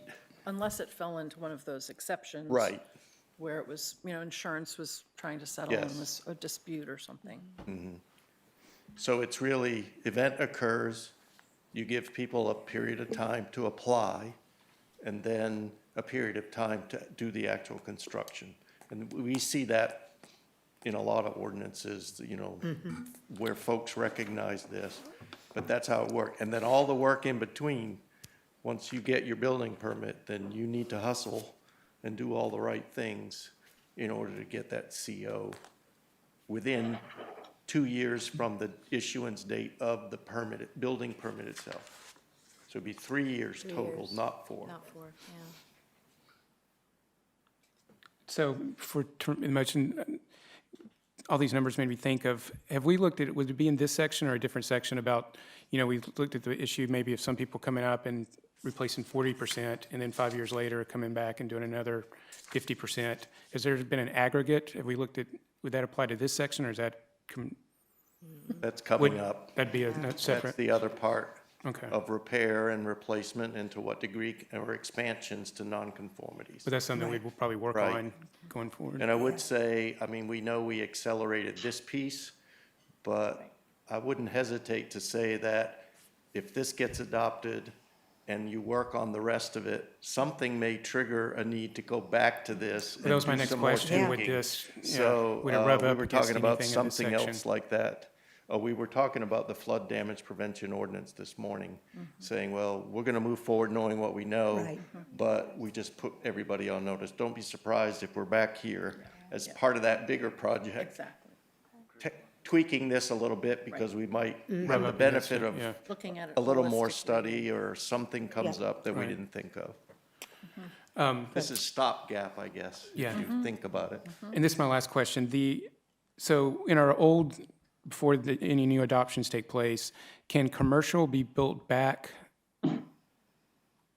currently to the 50%? I mean, You mean under the current ordinance? Right. So the current ordinance says they can be built back up to 50% at reasonable replacement value. It doesn't differentiate between commercial or. Yeah, I was gonna say the current ordinance the doesn't same. deal with It doesn't residential matter what versus the commercial. use. Yeah. It just has, it's non-conforming. It just doesn't differentiate with neglect versus Right. hazard. So we've Technical. just allowed more Right. flexibility with this one, I think. Ms. Harlan? And I'm sorry, one more thing. If there's a showing of good cause for needing an extension on any of these, like everything else in our ordinance, it's the determination of the zoning administrator. So I just wanted to make that clear, that he would review that and approve those, and they would have to justify that. Okay, great. So, Okay. Thanks. Okay. right. I guess this is procedurally, I would make a motion to, Yes. You need to close the public hearing? All right. Yeah, we'll close the public hearing. Thanks. all you out there that haven't spoken yet. Really? I make a motion to approve the ordinance as rewritten, because I put things in sort of a different order to sort of have a flow to them a little bit. And I did want to, so it'd be as written in this piece of paper here, that I'm not sure how I enter this into the record. I could read it. I think what we would need first is just a motion to approve, the- yeah, the what's agenda written. item, and then can make any amendments Okay. accordingly well, after I'll that. move that we approve the ordinance as written. I'll second. We have a motion and a second, Okay. and Ms. Now, yeah, I'll have the move floor. to amend it as written here. And I handed it out. I can read it for anybody that's online. But from what I handed out earlier, I wanted to raise just a few things that, as I thought about the ordinance as it was written, that's part of the discussion, I guess, part of the explanation. Yeah. So why don't we I'll move to approve it as amended, as written here. And then we'll need a second, I guess. Yeah, I'll second for discussion. Go ahead. Okay. So I was looking back at the ordinance that was sent to us all, and it covered, for residential, it covers single family. And the only thing it covers about duplexes or multifamily is those that are deemed non-conforming solely on the basis of density requirements. So not any other kind of nonconformity.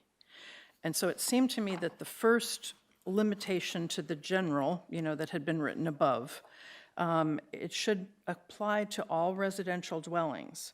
So for instance, condo complexes, if they happen to be taller than what the then future zoning code says, and they were taken out in a hurricane or something, it would seem to me that they're still residences, same thing with apartments, that they should be able to be built back because they're people's homes.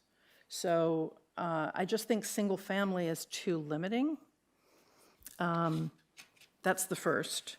The second is that the non-residential, I just added the word uses. I think it sort of goes without saying, but that they would, if there's a non-residential, so a commercial building that is non-conforming, and the non-conformance is in part because of use, that for instance, let's say it's a storage facility, and it happens to be in the middle of Johnny Dodds, and we've amended our zoning codes to put an overlay for storage facilities to be only in certain areas of town, that I would think that the use would have to conform to the new zoning. So I would want to say that as well. And the last is taking the nonconformance based solely on densities. The goal that I was thinking here is that if we're going to be changing codes down the line, we do want to try to phase out things that we don't find favorable, and one of the things that has not been favorable has been the bonus densities, like in the boulevard. And so I tried to make a distinction between the sort of mom and pop type apartment buildings, the sort of small things that happen to have some rentals in them, versus larger apartment buildings. So that if the density has changed, for instance, there's no longer an urban corridor or a, bonus densities for something like the boulevard, then that would have to conform to the new zoning code. So those are essentially the changes to, in substance, to what I had written, or what you had written. Mr. Gates? Question or a comment or a point of information. You raised the point about condos and that being residential. That creates a nightmare because condominiums, for the most part, are treated as commercial property and commercial buildings and are subject to the commercial codes and that in this town, which, you can't carve it out. It's got to be either or. And I can tell you from experience that condos, high-rise condos in this town prefer to be commercial property, not residential property. Okay. So you need to be aware of that before you make these changes. Okay, well, and what about apartment buildings? Are those also commercial buildings? commercial. They are? Okay, Yeah. well, then that's a good reason. What about duplexes or townhomes? I presume they're residential. I think we have an expert here. You guys Well, control I'm the no expert, but C of O's. some of it depends too, if it's in the urban corridor or the boulevard overlay district, how it's reviewed. Townhouses could be reviewed as a commercial, I think, if they're in the overlay. I thought it If was. it's mixed use, it's reviewed as a whole, so it's just, Come on, it's Ken. very, Michelle, it's like close. I think it was like the reverse, that in certain overlays, you can put residential in something zoned commercial. It doesn't yes. change it to commercial. Exactly, but a Right. townhouse is a townhouse. It's residential. The reason why apartment buildings and condominiums of a certain size are considered commercial, it's because they have to be built to a different standard. Okay, But And that's so, for from a- example- And that's maybe from a building code standpoint, which is not what we're talking about Right. here. You're talking about the zoning code and uses. So multifamily in our definitions, a condominium complex would be a Is multifamily multifamily. a residential. project. A condo, apartments would clearly be multifamily, duplexes would be there. We don't use the word townhome, and maybe that's, in a lot of what we do, like the building permit allocation system, we separate it out, single family from townhome. But townhomes and single families go on individual lots. So in some instances, you treat single family and townhomes the same. So 'cause they're there still may be fee more simple. categories and things if you Right. start Well, I guess moving it around that the way that I. duplex and multifamily comes from the existing ordinance. Right. In A, the way that I drafted it, which again, no pride of authorship, we could change it, but I didn't just say residential buildings. I said any building that is a conforming residential dwelling. So in other words, that could be a condo complex for purposes of this ordinance, not building codes, but it's used for residences, for dwellings. My purpose, and again, if we need to use different language, that's fine. My purpose was just to ensure that people don't end up out of their condos because somehow it's too high and the code has changed for that area, to a lower height or to a different footprint or something like that. Okay, but I don't know. Keep in mind, the criteria is 50%. So when you have multifamily, okay, so you take the tides. Number one, it's already non-compliant with heights because about 5-6 years ago, they changed the way you measure height. They used to do it differently than they do it now. Secondly, And the overlay just dropped it down again. so the reality is, yes, but honestly, I live there. But if the tides is nuked by a tsunami, I don't know, whatever. I won't care, I'll be dead. But they need to rebuild to the, to the heights, and if it means, Yeah, I mean, really, it should be whichever, whether it's A or B, we should make sure that everybody can rebuild the way they were before. So the idea is just which category do you put them in, and how do you, what terminology do you use to ensure that they're covered in there? Because I didn't think of it in this as a non-residential building. I thought of it as a residential dwelling, but it's, again, either way, if we just change the terminology, the same premise holds true in A and B, that they can rebuild to the footprint, the height, the square footage. So why do we need an A and a B then? I guess because they were there before. Maybe we don't need them. Yeah, and I think I'm looking at the wrong version. I think I was looking at what you attached, and I'm not seeing. Is this updated? Yeah, I had given it to Michelle. Here, Yeah. I have an extra one for you, Jeff, and Michelle's got two, so she can give one to Liz. I'll get it. You sure? I think to your point, Mr. Gates, I think the reason there was an A and a B was because there was a distinction with the duplexes and multifamilies was really that they would have to comply with the other sections of the code. Sure. Thanks. And, Actually, But you're, not the density. it's a, The A it's a and good B point. now, that duplex and multifamily is now C because we were dealing with A and B the same. So basically, the new A and B, is there a difference?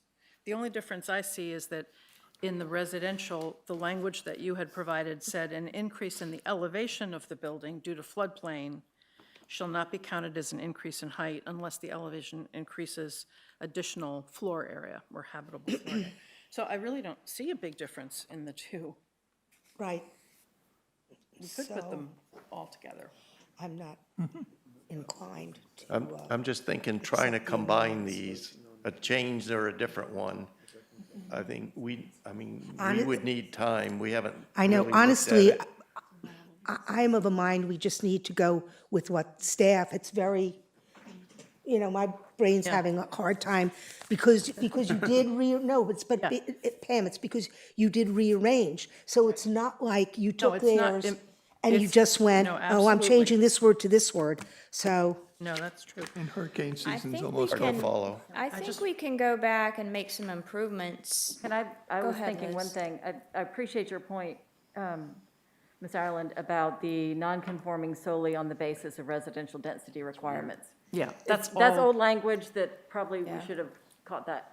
But you're right, if it's somehow the height's changed and it's now also non-conforming because it's 2 feet too Right. tall, we don't want to mess things up. Yeah, there's like a gap So you could missing. take that line out, multifamily units that are deemed, are duplex or multifamily units may be replaced, but such replacement units must comply with, just as right. to solve that problem right now.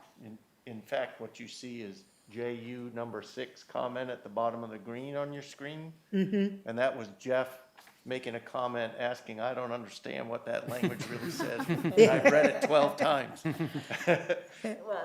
But we left it the way it was written. Right.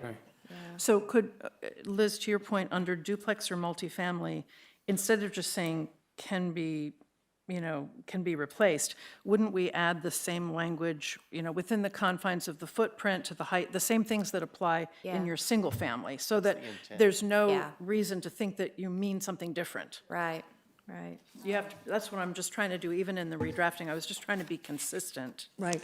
There aren't consistent terminology in some of these, so it makes it sound like there was a purposeful difference. And I think that was carryover from our current ordinance. So that makes sense. You're kind of reading it with fresh eyes, and we're reading it in the context of our current ordinance. Yeah, no, I We've know. only read it for however many years. I know, no. But But I don't know how to rectify those changes with what we have and trying to sort that out. So it may take more time if you want to wait and let us pull it all together and make the adjustments. and taking. Yeah, if you can Yeah. take So from that. Yeah. So that would be like feedback that we could go and use, Bring it back. Might reconstruct as well things appropriately improve it. and go Right, from there. and Right. I will add, because I really like the, and of course, legal and all that, and you all would look into it, but changing the non-commercial or non-residential about if it changes uses. Mm-hmm. I don't know if that's something that's been thought of, but I mean, that, the storage shed. Well, that was gonna come later, I think, when okay. we talked about benign detrimental. Right. Yeah. But, so that's what Jeff was alluding to, was when we change the whole ordinance, this is gonna change too, perhaps. But we were gonna get to the use being And a then they just- problem when you talked about benign, detrimental, kind of that hierarchy of why is it non-conforming? So it's a work in Since y'all don't have progress. anything else going on, what's the time frame on that? Next I'm getting the whole- Tuesday? When we do all the Rest of the ordinance? We have a composite draft of the whole thing now, but it wasn't ready for public hearing at this Right. point. Yeah. But with this plugged in the middle. So we've got the framework for the whole nonconformity section laid out. Good. But you're not But talking that's why about, I'm saying that there are those ripple effects or other things that you think of. Well, it's a think good we- exercise we just- because we kind of I think saw we're some overthinking it. gaps. We're overthinking it. Yeah, I because mean, we I can go could- back and change. We need to just approve this the way it is. It's good enough. And we're gonna be working on it again, and as Jeff said, I think we're gonna be going back. Well, I think the two the duplex options. and multifamily is kind of I think we missing. have two options. Either we just fast track this forward as it is, or wait till next month, I re-advertise, and we come at you with the full Right. document. Well, yeah, whatever pleases the commission. I would rather have it in one piece. That's I would my too. vote. I would too. I mean, if it's going to just be next month, because the duplex and multifamily is really missing a big portion of something in this, I would be hesitant to approve this. I mean, it just seems like you might as well wait and get it right. And Yeah. procedurally, I like the idea of just having a closer to final version Yes. presented to the public. Right. Great. Okay. And we've had issues where we've passed stuff and town council has not passed it. So we could have, Well, Withdraw my motion.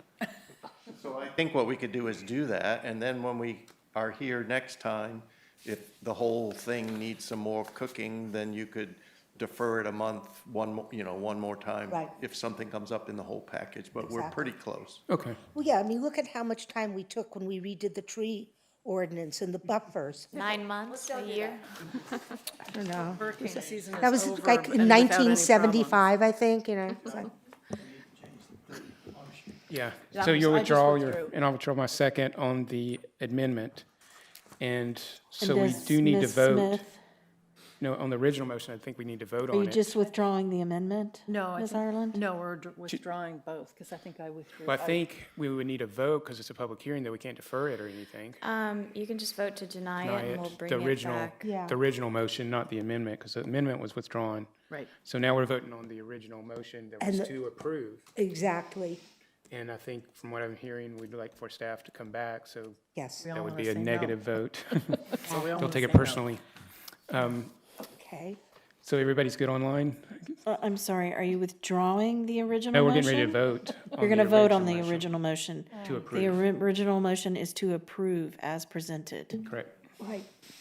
Is it clear? Do you want a roll call, or you No, I want? think we're okay. good. Thank you. All those in favor, or all those In favor. favor to approve, please say aye. Aye. Okay, hold on. We want to know. I think we need a roll call. Okay, go ahead. Sorry. Okay, so roll call vote to approve the text amendment as presented. Mr. McCormick? Yes. Mr. Bennett? Yes. Ms. Smith? No. Mr. Campbell? Yes. Mr. Davis? Yes. Mr. Gates? No. Mr. Ireland? I'm sorry, Miss Ireland, I apologize, so sorry. No. Mr. Ketting? Yes. And Mr. Wren? No. Motion passes for approval 5-4. You gotta be kidding. All right, moving ahead, we are on item 7G. No, 7F. Oh, I'm sorry, I forgot Miss Heidi. 7E, 7F. 7F. We're not going back to mechanics.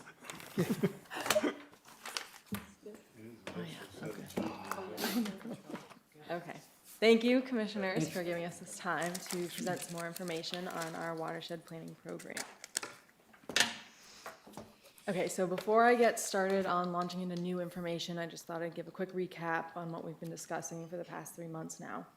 So back at the July Planning Commission, we started this discussion about creating a watershed planning program and really strengthening our environmental policies. And so we began the discussion by first going over the roles and responsibilities of Planning Commission. So So the Planning Commission really has a critical role in the review of proposed development, and so your input throughout this whole process is going to be very important. From there, we went on to review the town's policies and regulations. We saw how our current ordinances have some environmental policies, but they're really scattered about. There's not any real organization or program to enforce a lot of these guidelines. So creating a watershed planning would provide a lot of that guidance. From there, we went on to review the importance and the need for such a program. So we looked at that basin interconnectivity, saw how development in one area has an impact and an influence on areas downstream. And then we finished up by looking at the necessary transition that needs to be made for our process review. So currently, it's a very site-specific focus, so we need to make that transition to be more watershed-specific. So then last month, the August Planning Commission, we shared with you a comparison between other municipalities. So we presented some similar programs that other areas have. We looked at the City of Charleston, Beaufort County, and the City of Wilmington. We saw in the City of Charleston their Dutch dialogues in Plan West Ashley. We looked at how they created strategies for building back environmental resiliency, and they utilized location-specific regulations, emphasized holistic review, and really encouraged that green infrastructure. Plan West Ashley talked about similar things. Then with Beaufort County, we saw how they created such a detailed watershed modeling program. So they created an entire inventory of their systems, saw how they operated, and then used that to refine their standards. And then the City of Wilmington, we saw how they have an entire environmental planning department. So they continually evaluate their environmental conditions, they create these models, and they use that to refine their standards. So those were just a few strategies we saw from other municipalities and how we could potentially incorporate that into our own program. So now this presentation, I'm going to present some developmental history on sensitive basins in the town, specifically Boone Hall Creek Basin and Shem Creek Basin. I'm going to touch on some of the flooding issues these areas are experiencing and some potential long-term solutions to fix this and to also help with more of the environmental restoration as a whole.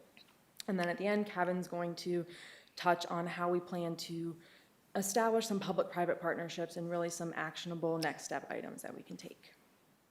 So before I launch into town-specific, I just want to draw a connection to the last month's presentation and the City of Charleston's Dutch dialogue focus on Church Creek. So in front of you, you see 3 images, and these images show the developmental history of this Church Creek Basin. You can see before development, Church Creek was an entire marsh. It basically acted like a sponge, just soaking up water and allowing flow to occur in all sorts of different directions. But then over time, development occurred, and this development occurred in a way that was unplanned. There was no master plan, there was no holistic viewpoint. And so as this development occurred, as this marsh was filled in, impervious surface increased, and you had that reduction in capacity for infiltration. You also had a lot of these waterways just constricted, cut off, and so it resulted in a lot of flooding and a lot of deterioration in environmental resiliency. Now, the reason for showing you this is to really demonstrate that there are other municipalities that have done exactly what the town has done. We have developed in marshland, but so have other areas, so we're not alone with that. The other important thing to note is that the City of Charleston has a solution to this. They have strategies that they've created through their Dutch dialogues to prevent this sort of destructive development in the future, but then to also help build back that environmental resiliency of these areas. And those strategies will be very applicable to us. And those strategies are under what's called a watershed-based approach. So it's this idea of adopting a watershed-based approach to really encourage stronger environmental policies and encourage the use of green infrastructure. And under this approach, there are essentially 4 main components: a working with nature planning strategy, market-based tools, location-specific regulations, and private sector leadership. A working with nature planning strategy is an ecological focus to restore the natural protective and adaptive barriers of an area. So encouraging green infrastructure techniques, having a developer incorporate bioswales, green roofs, permeable pavement, really non-intrusive development to just preserve the area as best they can. Now, in order to sort of encourage this mindset and encourage developers to use this strategy, there needs to be financial incentives. And so that's where the market-based tools come in.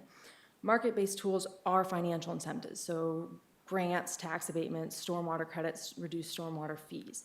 And on the commercial side, that would look like creating stormwater fees based on impervious surface amount. So a developer that doesn't use as much impervious surface would receive a lower fee. On the residential side, that would look like reductions in their stormwater utility fee. So in this example here, you can see a resident that converts their impervious surface in front of their house to a lawn and extended planter, they would receive a lower stormwater utility fee. And so it's really trying to encourage them to use these green infrastructure techniques. And so these two components do go hand in hand. You need to have the right mindset to know that you want to incorporate these techniques, but then you need to be incentivized to do so. And then the next two components to this approach are location-specific regulations and private sector leadership. And this is really the backbone to that approach because you need the regulations, you need that guidance, you need that enforcement. And so the location-specific regulations we looked at last time with Johns Island, how they had these regulations based on elevation. And so in the town, this could be like specific design standards based on that watershed.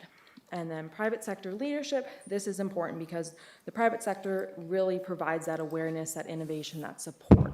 So you need these developers to want to be able to incorporate bioretention planters and permeable pavers so that you can actually receive the benefits from that.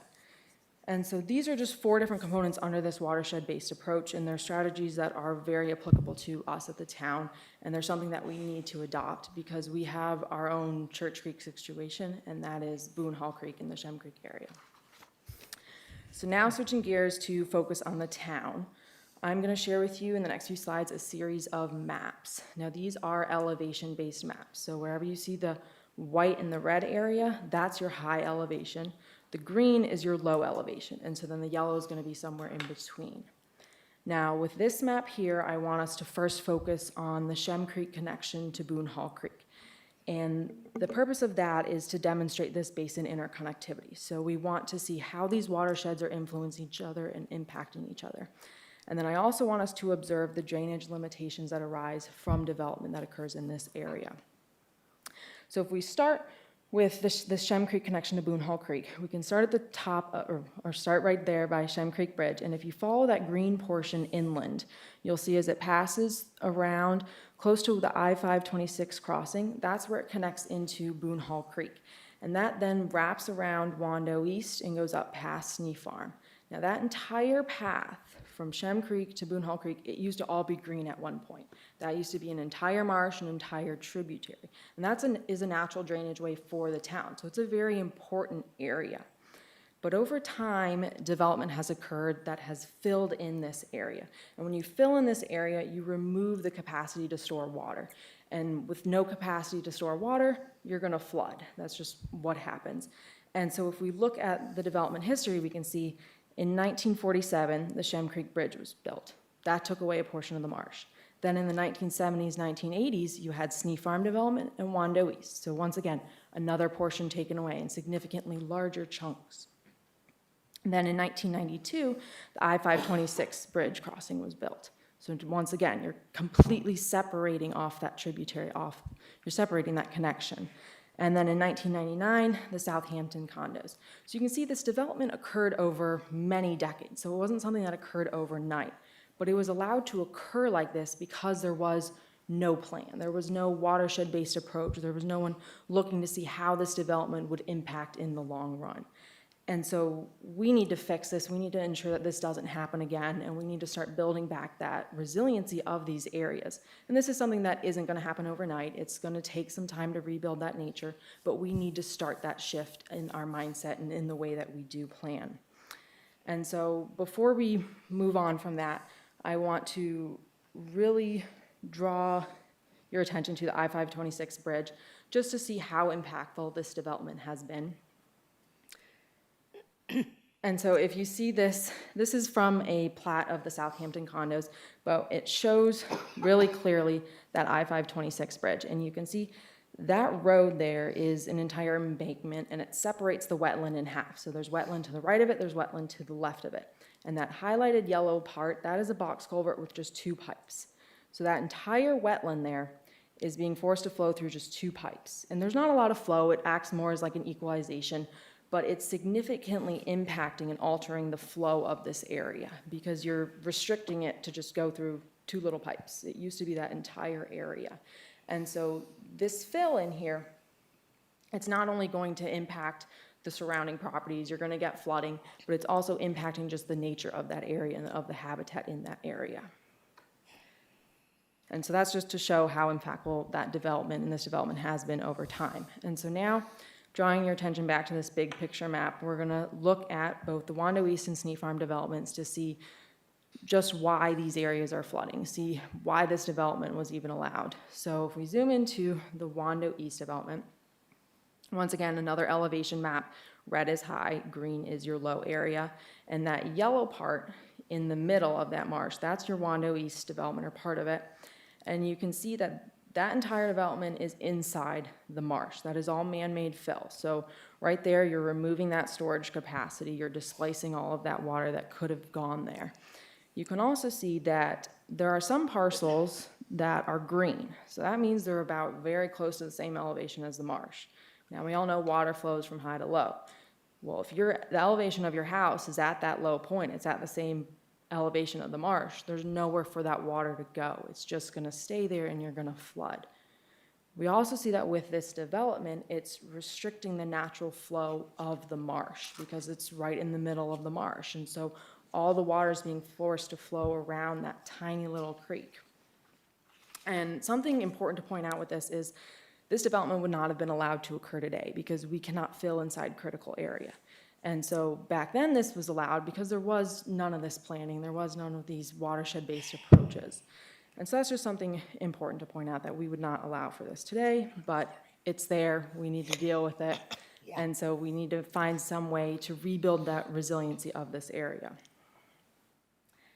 And so now going back to that big picture map, we're gonna look at Snee Farm next, but first I want you to just orient yourselves to see where Snee Farm is relative to the surroundings. So Snee Farm is actually downstream of Wando East. And so all the runoff from Wando East is entering into this tributary and it's gonna flow right past Snee Farm. So if you get a day with a lot of heavy rain mixed with high tides, you'll get an increase in this marsh, you're gonna flood Snee Farm. And so this really draws in that importance of holistic review. It's not enough anymore for developments to just account for their own change in impervious surface on site. They need to be aware of what are the upstream impacts, are there downstream limitations? They need to really look at it from this holistic viewpoint.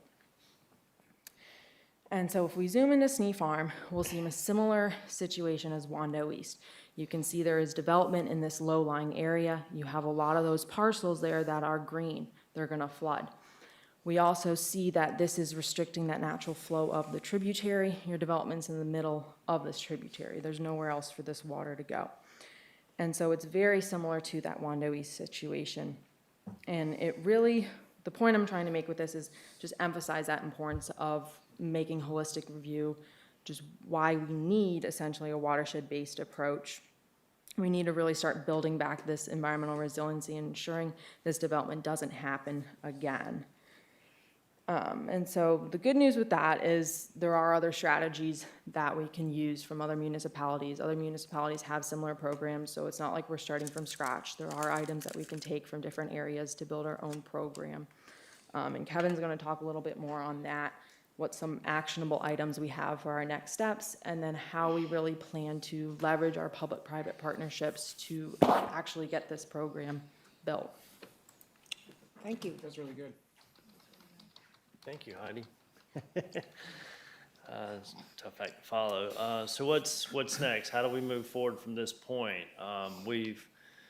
Past couple of months, we've discussed the Planning Commission's role, how critical it is to move and guide new development. We've talked about, our regulations. We've discussed, we've discussed how we process a new development, how we look at small and consider the overall larger impacts. We've also talked about, where other municipalities are similarly situated on the coast, such as Wilmington and Charleston. So we wanted to kind of paint the picture of where Mount Pleasant really is versus where other similar municipalities are in their watershed-based planning process. So where do we go from here? How do we, step forward? And it's always good to revert back to our comprehensive plan. That is our long-range planning tool. And within that comprehensive plan, there's a natural resource element. Within those elements, there's some categories that we can begin to start discussing, start addressing. One's, for example, the coastal resource. We have the critical line buffer. If you scan down the list, there's some things there that we don't even address.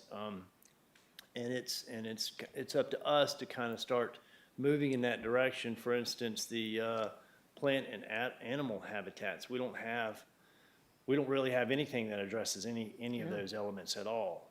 We usually leave that up to the state agencies, and frankly, I'm not quite sure how extensive they do, and they look at these detailed sites when it comes to those types of elements. But there's nothing wrong with the town of Mount Pleasant getting involved in a higher level perspective of what new developments and what are some smart things that can occur within the new development that doesn't impact the development, but actually does promote some unique plant life and promote animal habitats. Air quality is another thing we don't address in our regulations, and those are some things that I think we need to start discussing and start moving forward and doing something. And this is when you speak of the environment, you really have a broad umbrella, and to be able to manage that, we're kind of approaching this in two different levels, the macro level and then the micro level. We kind of consider this in the balcony perspective, and that's taken from our director here. He loves using that analogy of considering what's in the balcony and seeing what's on the dance floor. And that's the perfect way to approach, I think, such a broad topic here, because you have to consider the big picture, and you also have to consider what's going on the dance floor. So taking the macro level impact approach, and that's generally what Heidi has been discussing the past couple of months, take that level and perspective and start addressing the natural resource elements through a watershed management plan, and help us guide future land development through that, from that perspective.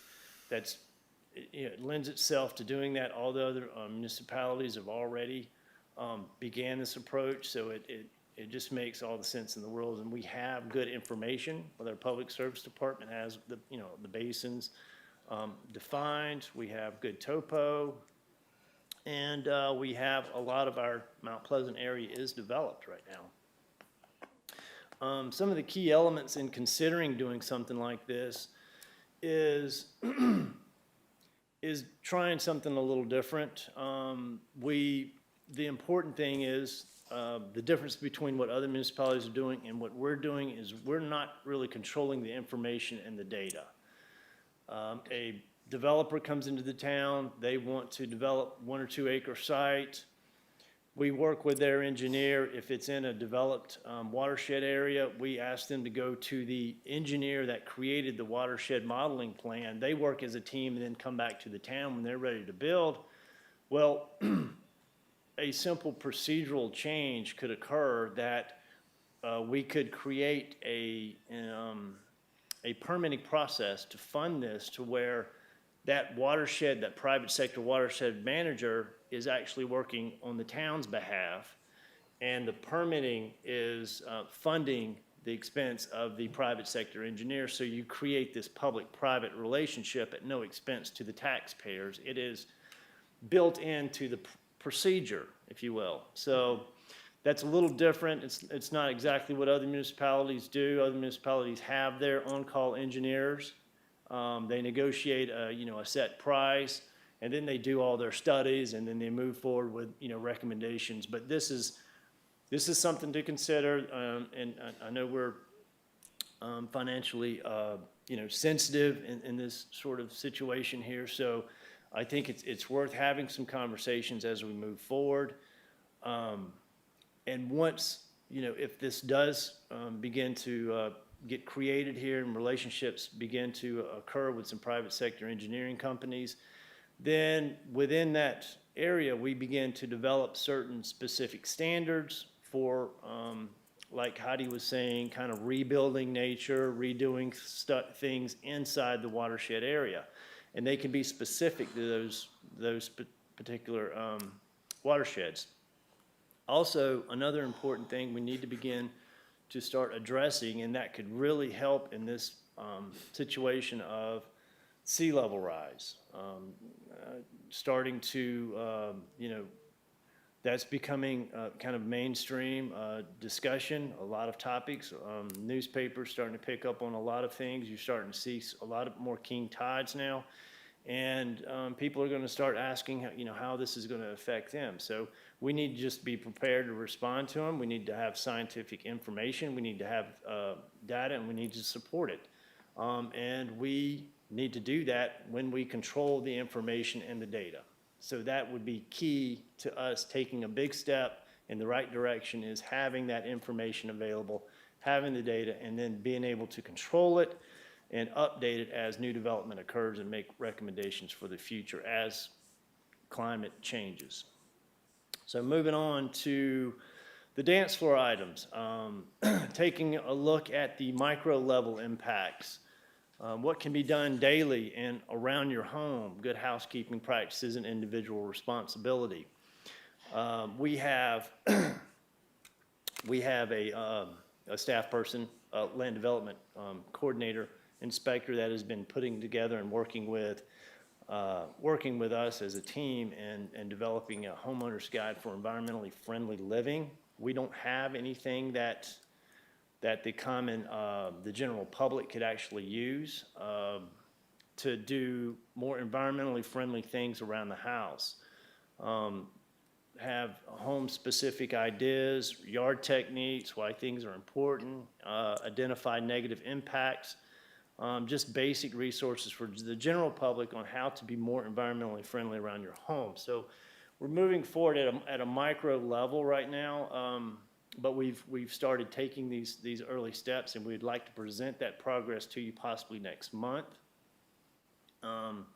But we're approaching this at two different levels, and what we would like for you to do today, thank you, is just give us some support and give us some feedback, and possibly in the form of a motion, just to develop an environmental policy program addressing the natural resource element as it's outlined in our comprehensive plan.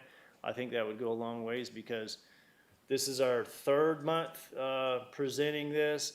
We've taken a lot of staff time. Of course, that translates into a lot of money that goes into supporting us.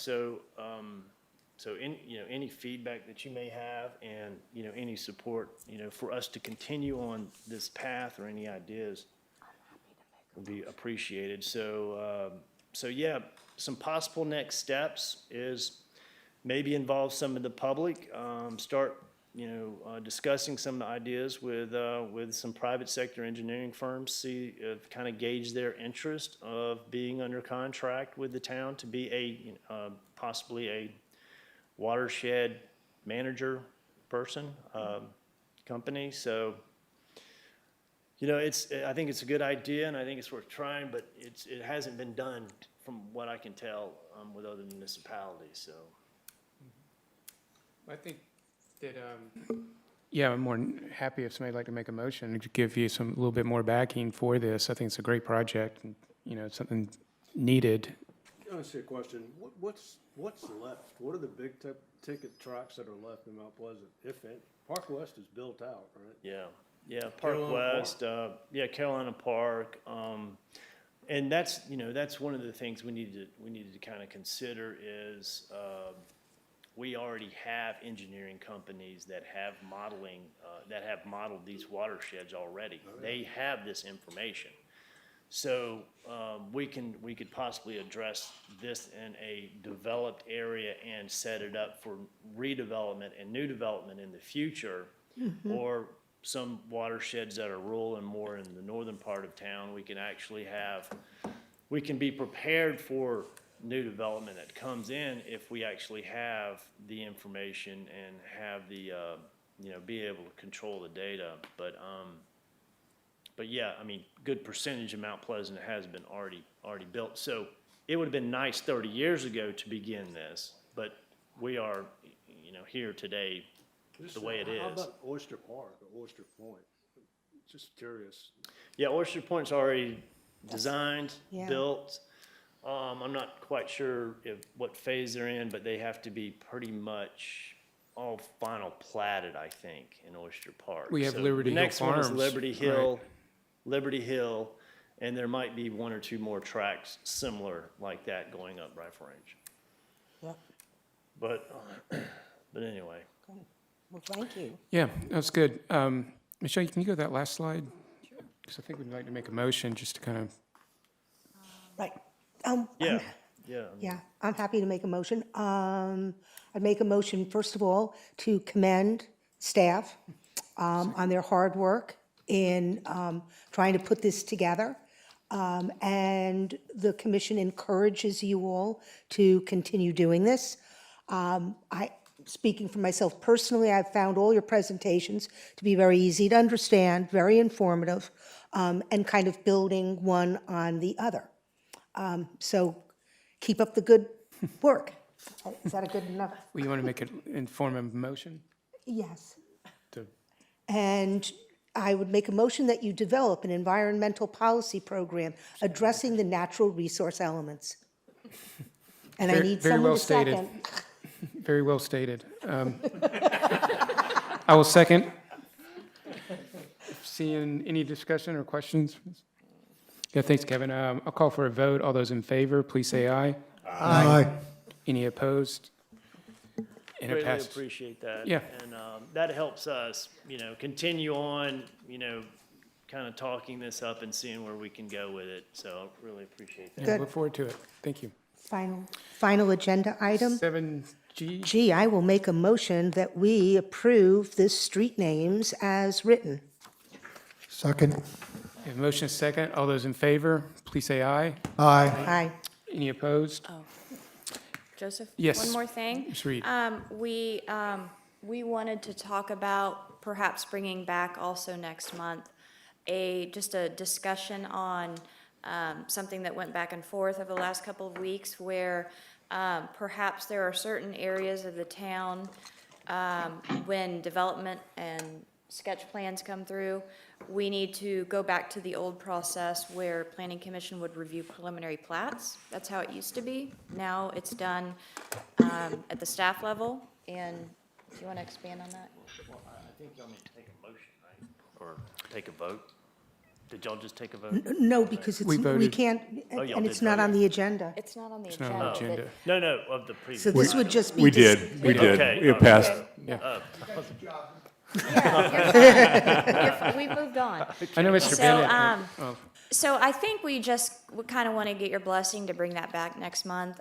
We think it's important to, especially in the area where the special stormwater management plan applies, which is Old Village and Old Mount Pleasant, where we would talk about, Yeah, what about the groves? Yeah. I don't know. We'll discuss it next month. Yeah, go ahead. I was just going to say, I stirred this pot over concern about the sequence by which projects are approved.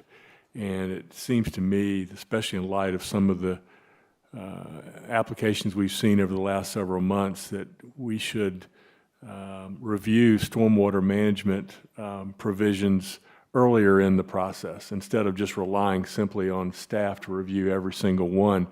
And I think that would, do a range of things. It would be advantageous to the applicant because they would learn earlier in their process as to whether their And what's gonna proposal be is going needed. to, and what's going to be needed. Secondly, I think it would be advantageous to the staff because we wouldn't rely disproportionately on, in this case, Kevin, possibly others who surround him, to review all of this. And I think it's better for the public so that everybody this can get the light of day and not be just a negotiation between the town and the applicant, sort of behind closed doors. So anyway, that's what the concern was. And even though I know that some communities already incorporate some of this analysis, there are communities or neighborhoods within the town where this is particularly applicable. We've already talked about the Old Village, Old Mount Pleasant. My suspicion is there are others, more older communities or neighborhoods in the town where this would apply to. And I'd really defer to staff to help us determine, how to segment that.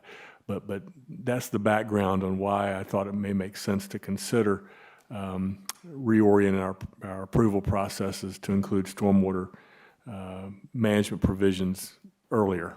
So yeah, and so we put it on the agenda for a discussion. And Yeah, just we'll kinda discuss it, and if it moves Pros and forward, it cons. would eventually be an amendment to the LDR ordinances, which is a council public hearing.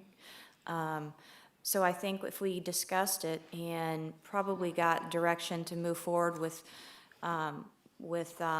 going back to where you all reviewed preliminary plats and sketch plans in certain geographic locations, and we can discuss that next month.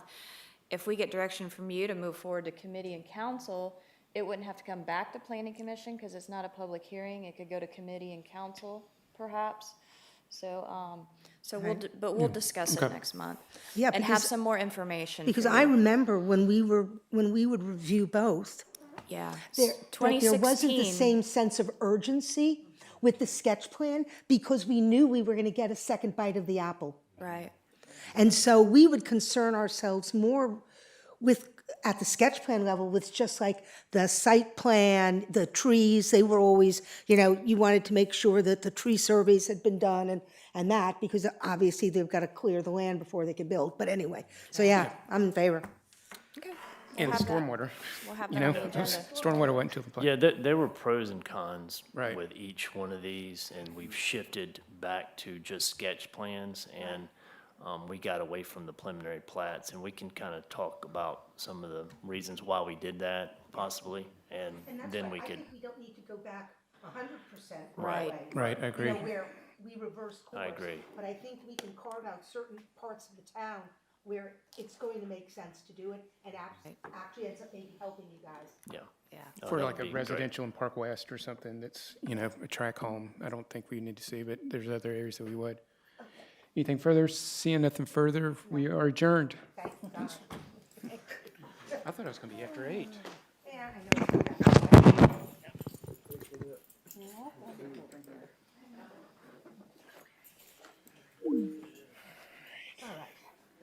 Sorry, I won't run away without paying attention to the card.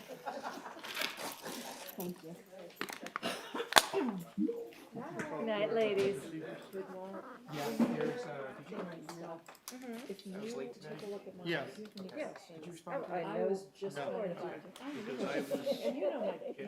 I do. Oh, Yeah. yeah, you know, so I'll let you just know about it. conformance. Okay. Thanks. Thank you. You gotta move yourself up on the agenda.